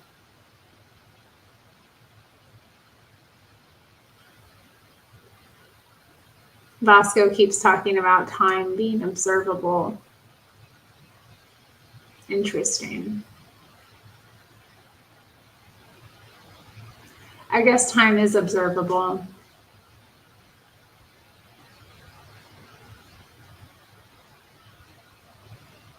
I was kind of questioning what you were saying earlier, but now that I think about it, it can be observable to a certain degree. But the way we think about time, I don't know. Human perception of time is like very different. I don't know. Either way, Matthew's fine with it either way. Like, oh my goodness. I don't know. Thankfully, I wouldn't have to deal with this. Ugh, I would hate to be hanged. That would be terrible. Like, to be hung. Oh, what a way to go. Like, it's just awful.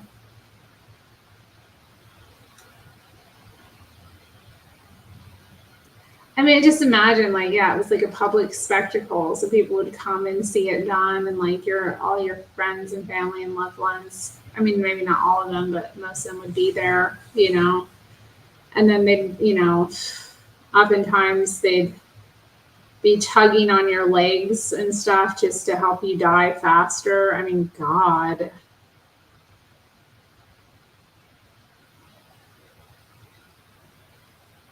Danny says, I just believe it's just a simulation, but maybe I'm truly wrong. People blame me for it. I'm going to have a beer. Hey, it's a free country. It's nighttime. It's like, if you're in the Seattle area, as your profile picture suggests, I mean, it's a perfectly fine time to have a beer. Oh, come on, Terry. It's not supposed to be romantic. What do you mean, romantic?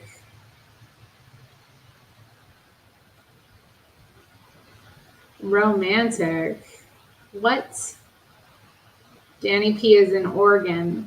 I love the state of Oregon. Oregon is like the best. So many different things. Beaches and rivers and mountains and desert and wetlands, just all the things. It's justice, not something women should debate. Okay. Well, I think it's sick and grim. Okay, like, sorry, it's not. It's something I enjoy not having to deal with. I'm a very sheltered, fragile little flower, and I find the contemplation of it to be rather upsetting and disturbing. I appreciate the good vibes you got. I'll keep tuned in, even though we're talking about public hanging. Oh dear, the public hanging. Yeah, let's move on. I don't like that topic. I find it like, it's upsetting. I'm kind of looking at my nails. I think I might not do a matte coat. I think I'm going to do a shiny glossy coat, but I probably won't do that until tomorrow. Got cat fur all over me. That's how it should be. The women should be scared of it.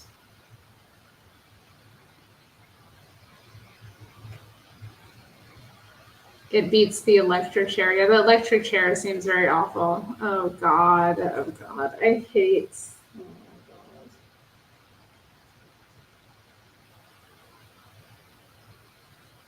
my God. The electric chair. Oh.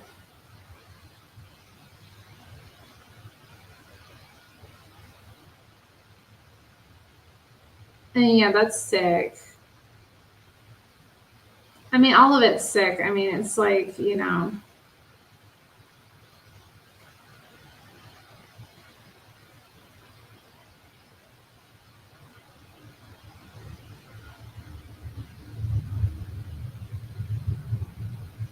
these different methods of neutralizing the criminals. I mean, Matthew likes old Westerns. I don't know. I'm not really fond of Westerns. To a certain degree. I shouldn't say I'm not that fond of them. I just think they're all right. They're all right. Yeah. They're all right. Westerns all right. All that went away, Terry, and look what we got now. What do we have now? What? We still have crime. The ladies are ladies in Westerns. Clint Eastwood's son is just like him. That's interesting.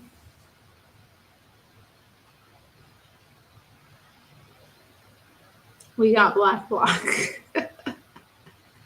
Matthew, let's not talk about Black Bloc, please. Oh, God.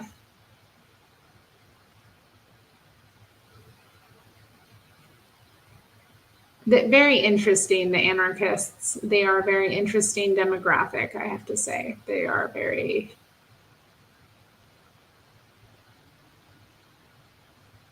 I mean, I don't know. I always felt like very off-put by them, even when I was like a staunch leftist. I always felt like they were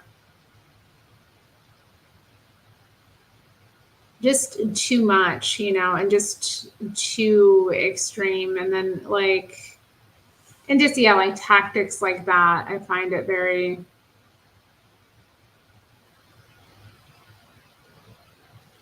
I understand not wanting to like, I understand if you don't want to be identified to a certain degree, but also like it's our civil right to protest. And it's just interesting that they would choose to show up to a protest, you know, organized by multiple different groups and coalitions, and, you know, choose to adopt that kind of strategy. Stacy says she does not like the sweaty deprivation of the Old West. Yeah, me either. I love that movie, Wagons East. It stars oh heck, what's his name? Oh, what's his name? The comedian. He passed away recently. Oh, what's his name?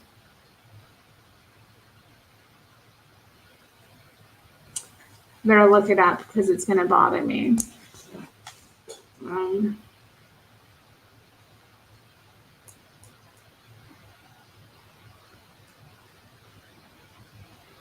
But I thought it was like the funniest because this would be me. So yeah, Richard Lewis. Yeah, Richard Lewis is in it, and John Candy. So they're like the main characters, and yeah, I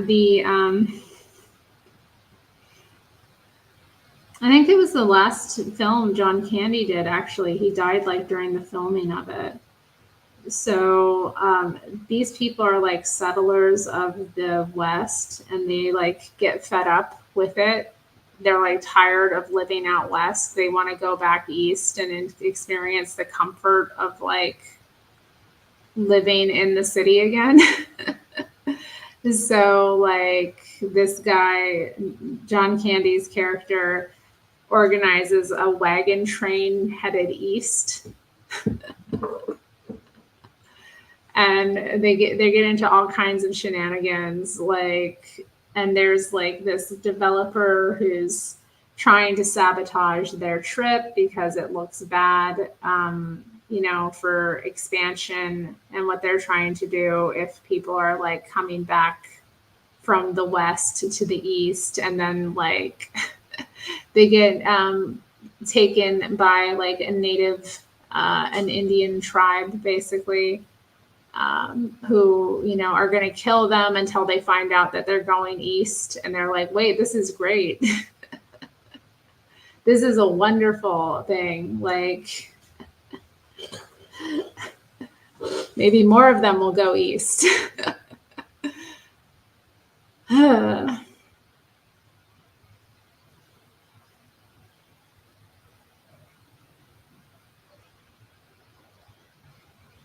I like the Twilight Zone episode of the Old West guy crossing a hill into the 1960s to bring penicillin back to his sick son. Oh, wow, that sounds interesting. It was less glam than TV, but I'm sure there's a certain charm to it. No, there's no charm to it. It's a miserable effing life of sweat and deprivation and discomfort. No. Imagine just riding out into a direction until you found some land and just start a life. Like, no, thank you. Nope. Imagine it. Yeah, it sounds horrible. Sounds like not very comfortable at all. Sounds like very, very difficult and very unpleasant type of life. 100 Yards Over the Rim is episode 59 of the American television anthology series, The Twilight Zone, and is the 23rd episode of the second season. Wow. You'd be in the Twilight Zone to have Terri, a landowner in the West.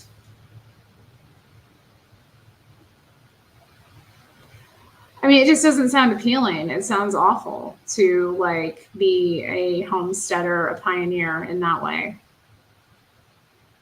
To be a frontiersman or woman, like that sounds like a very difficult life. It does not sound exciting or enviable or something that is appealing. It sounds like a rough existence. But I mean, I'm just being real, you know.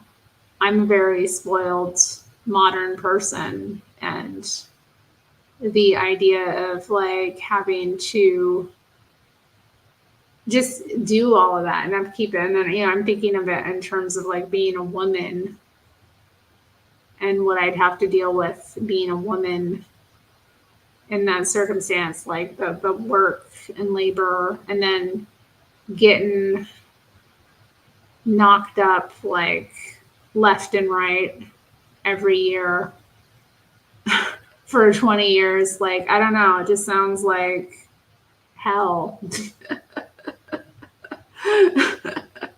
Sounds like hell. Like, oh my God.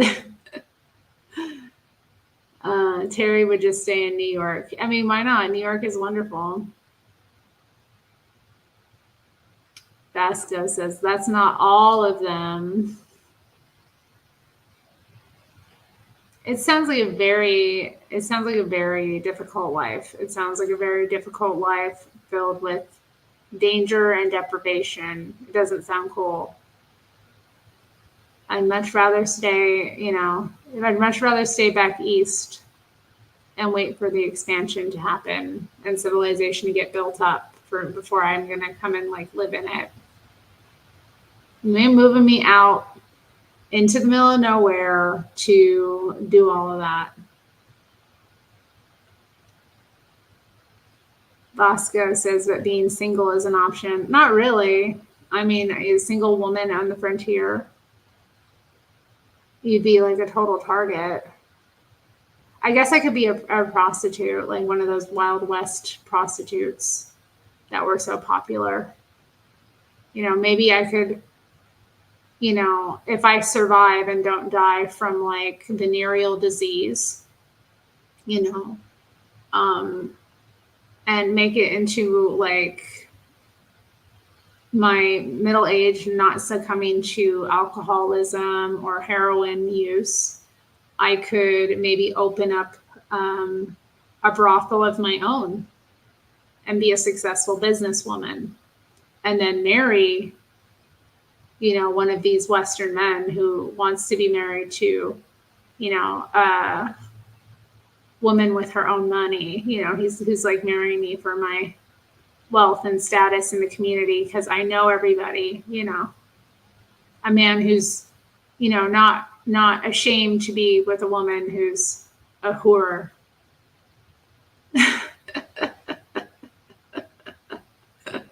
There you go, Terri. You give us a hot bath and company for the night while we cashed in at town. God. Oh God. Yeah. I mean, like, I'm just thinking like the life of a woman, a single woman in the Wild West, like awful.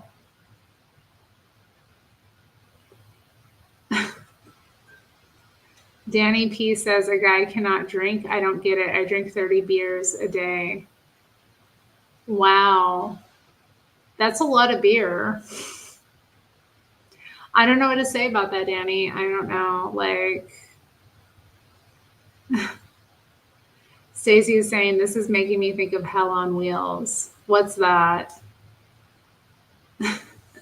Sometimes I refer to myself as Hell on Wheels. Is that what you're talking about? Because I am Hell on Wheels when I get on my little scooty. I got my little scoot, and going out on the town. I'm Hell on Wheels.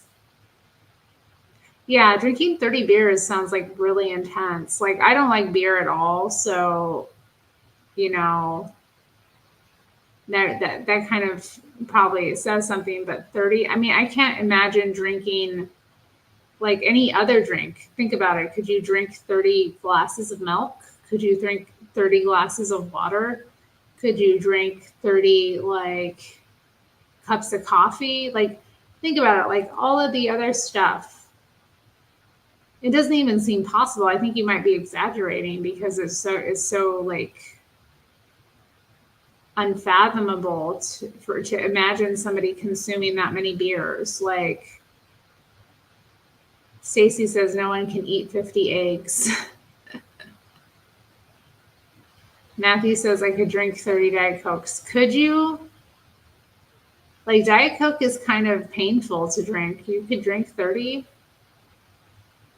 Danny says it's an induced addiction. Oh God. Danny.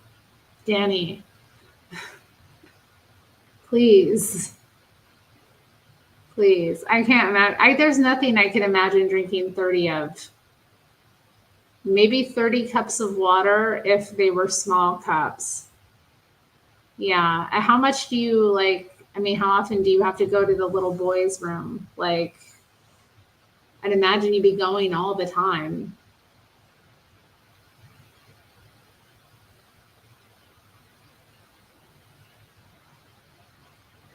Yeah, I can't imagine this. This is unfathomable to me. Like, what kind of body do you have where you could drink 30, 30, 30 beers? Like, man, it sounds awful. Terry, be my savior. What should I do? I miss a lot, but I don't know. I can't save you, honey. I know, it's finally gotten to that.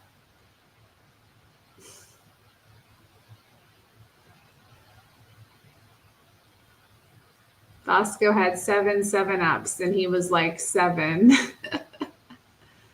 I can't save you. You have to save yourself. What should you do? I don't have advice. I don't know what it's like to deal with that. I mean, don't you want to not do that? Doesn't that sound like a lot? You're not spamming. You're not nowhere near spamming. It's fine. There's only so many people chatting, so like chat away. But I mean, to my mind, I'm just kind of like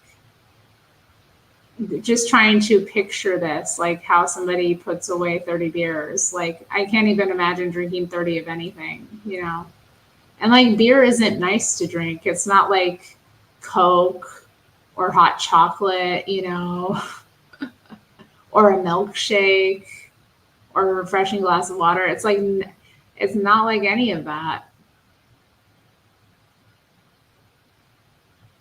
So I'm just kind of imagining like glug, glug, glug, like, ugh.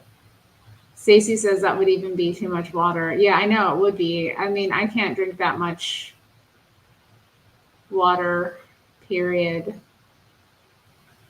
in a normal day. Like, I used to drink a lot more water. I used to drink like, I think 3 liters a day.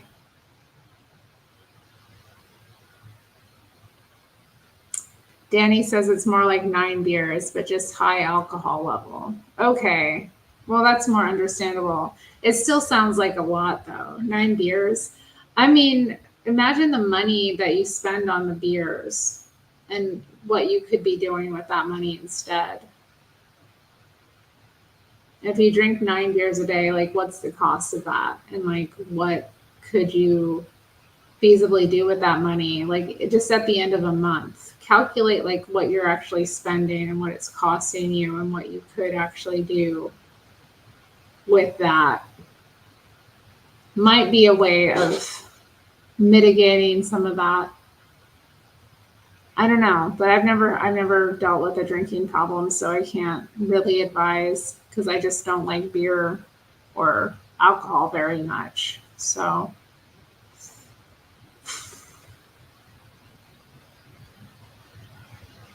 I don't know. It sounds tough. It sounds tough. The chat is here for you. I'm here for you. Like, we want you to get out of this. Dang.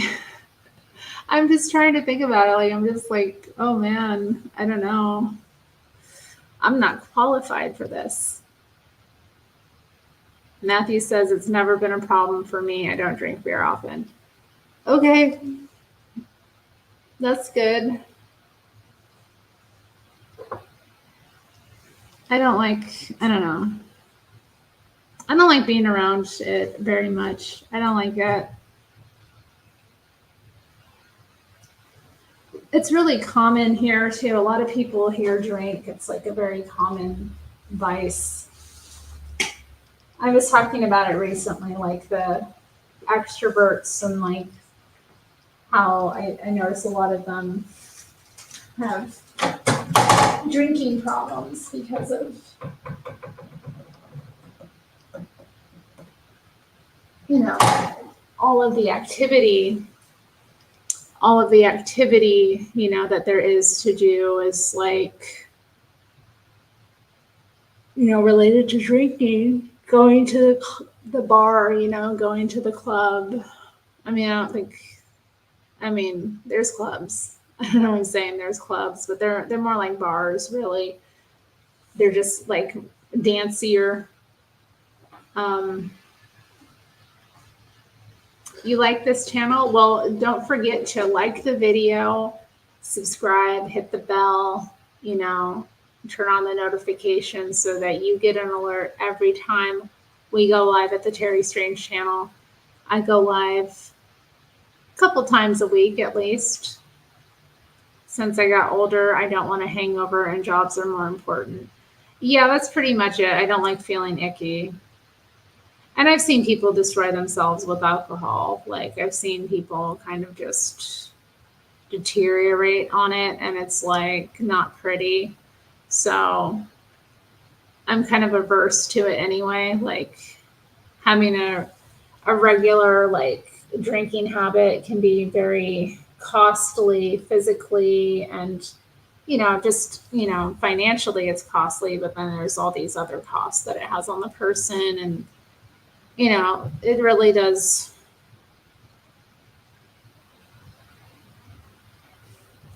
Terry, what shirt are you wearing? Is it in your Teespring? I don't have a Teespring. I have a Society 6 page, which I think there's a link to on my main channel. I need to start putting up the all my links, or I need to set up an all my links thing like the professionals have, so that everybody can see that. So yeah, I've thought about it because I do have channel memberships available, and yeah, one of the things that they often will set up is like, you know, you can set up a shop really easily connected to your YouTube, but I also don't want to sell people stuff that's kind of cheesy. I mean, you know, I'm kind of like, this is a project of love, the Terri Strange channel. It's a project of personal, just whatever. It's something that I do for me. Matthew says, Hake never yawns on air. Hake isn't live at 9 o'clock at night either. Hake's on in the morning. And Hake is a lot more physically fit than me. He's a spry thing, a spry, medium-sized man that snacks on cucumbers and what else? Cucumbers and apples. And drinks multiple Nalgene bottles a day. We don't let him slouch even, oh my. Well, you know, the Hake Report is different than the Terri Strange channel. I mean, the Hake Report is run more like a show, and this is just kind of us. I mean, it's a show to a certain degree, but, you know, it's a lot more loosey-goosey here at the Terri Strange channel. We talked about it at the weekly mod meeting.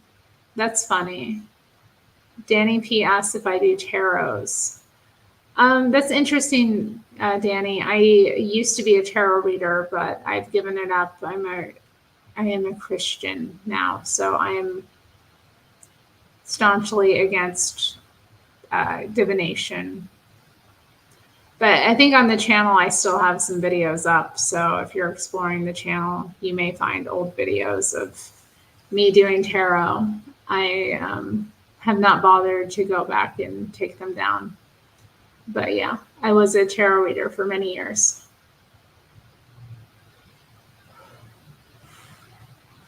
But that ain't right. It ain't the way. It was spooky, Bosco. It was very spooky. Very spooky. That's her story, and she's sticking to it. I mean, I am very, like, mentally, I'm just not ready to do, like, go in. It's not YouTube. I don't know if you have really explored the section of YouTube that is the, what do they call it? Like, the studio part of YouTube, where like going through and privating things or deleting things is a mess. It's a job. I need to actually like physically, you know, prepare myself to sit down and do it and get it done. So it's just like not been a priority, honestly. I'd much rather just go live, you know, and do my little things and deal with it when I deal with it. I'm not an innocent Terry. I'm not an innocent. I like YouTube more than Discord. Yeah, Discord's awful. YouTube is much more user-friendly. You did it already, lol. What did you do already? The weekly mod meeting. Is this a real thing? Chris mentioned the weekly mod meeting as well. Like, is this an actual thing? Do you actually have meetings as mods? Hey, I ain't putting up with you. What are you talking about?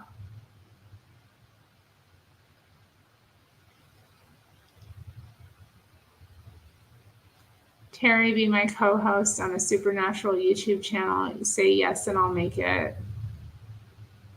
Bosco, I don't know that we would work well. I've never talked to you one-on-one. I have no idea if like you're somebody I could co-host with, that we would work well together. I mean, it's an interesting idea, a supernatural channel.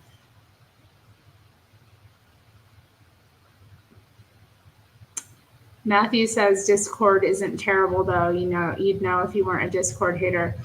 I mean, I've just had the experience that I've had with Discord from going on Josh's stream, and it doesn't seem very user friendly to me. I don't like it. Nero, what are you doing, Babaji? Come on. You want me to go to bed? He's like, get off of that computer and get your butt in bed. Because he wants to cuddle. That's what it is. He wants me all to himself. He's tired of sharing. He's an American short hair black cat with little white spots on his belly and chest. Nero, where my kitty at? Where my Babaji? Where my little sweet kitten? Where the truest kitty I've ever met and seen? Where you at, Babaji? What are you doing? It wasn't Discord, Terry. It's the way it's used. I mean, other people I've known who've been on Discord always seem to have some drama, some kind of nonsense. Yeah, that's one of his nicknames, Matthew. Bubba G. That's one of his nicknames. You call your boys Bubba? Well, he's Bubba G. Baby, come on. What are you doing to me? Why? What? Come on.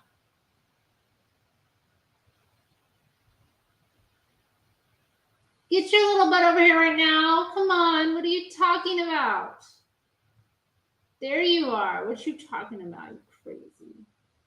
What are you talking about? What are you saying to me? No.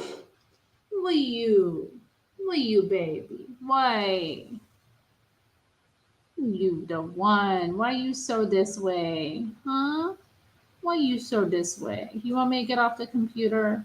I probably should. I probably should get off the computer and put us to bed. What do you think? You think it's time for bed? He thinks it's time for bed. Oh, happy birthday to your youngest. Matthew's youngest turned 5. That's a good age. 5. I know a 5-year-old. She's amazing. Come on, baby. Come on. Come on. You want up here? You want some more cuddles? What you doing? You know you want some more cuddles. What you talking about? Why you get up here and get some more cuddles? Come on. Oh, you got feelings? You got some hurt feelings? Oh my goodness. It is hard. It is hard dealing with a cat. Show cat, is he good? No cat is good. He's not a good boy. He a bad boy. I not like good boys. I like bad boys. Right, Nero? That's right. He's a mischievous little sweethearted cat. He's the best kitty on earth, but he's naughty, you know. He has his ways about him. He has his things he gets into. And come on, can you not use your claws on my clothes? Thank you. Yeah, he's come up here. You can see his little tail. Do you want to say hi? Put the camera over here. What do you think? Can you get down? There he is. There he is.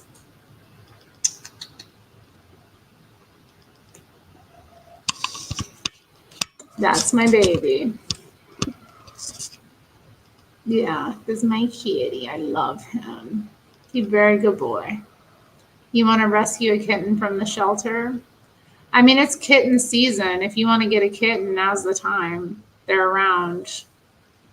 Ooh, that lighting, though. Interesting lighting, the way it's hitting me now. Yeah. I love my boy. I love my boy. He's a good boy. He bad, but he good. I have to say, though, kittens are intense, you know. Kittens are intense. Kittens are not docile little creatures. They're very mischievous, and they get up and they're very destructive, and they will tear things up in your house. So you have to be prepared. Oh my God, look at them eyes. Those eyes are the best eyes I've ever seen. How come you got the best eyes I've ever seen? Oh my goodness. Do you love me?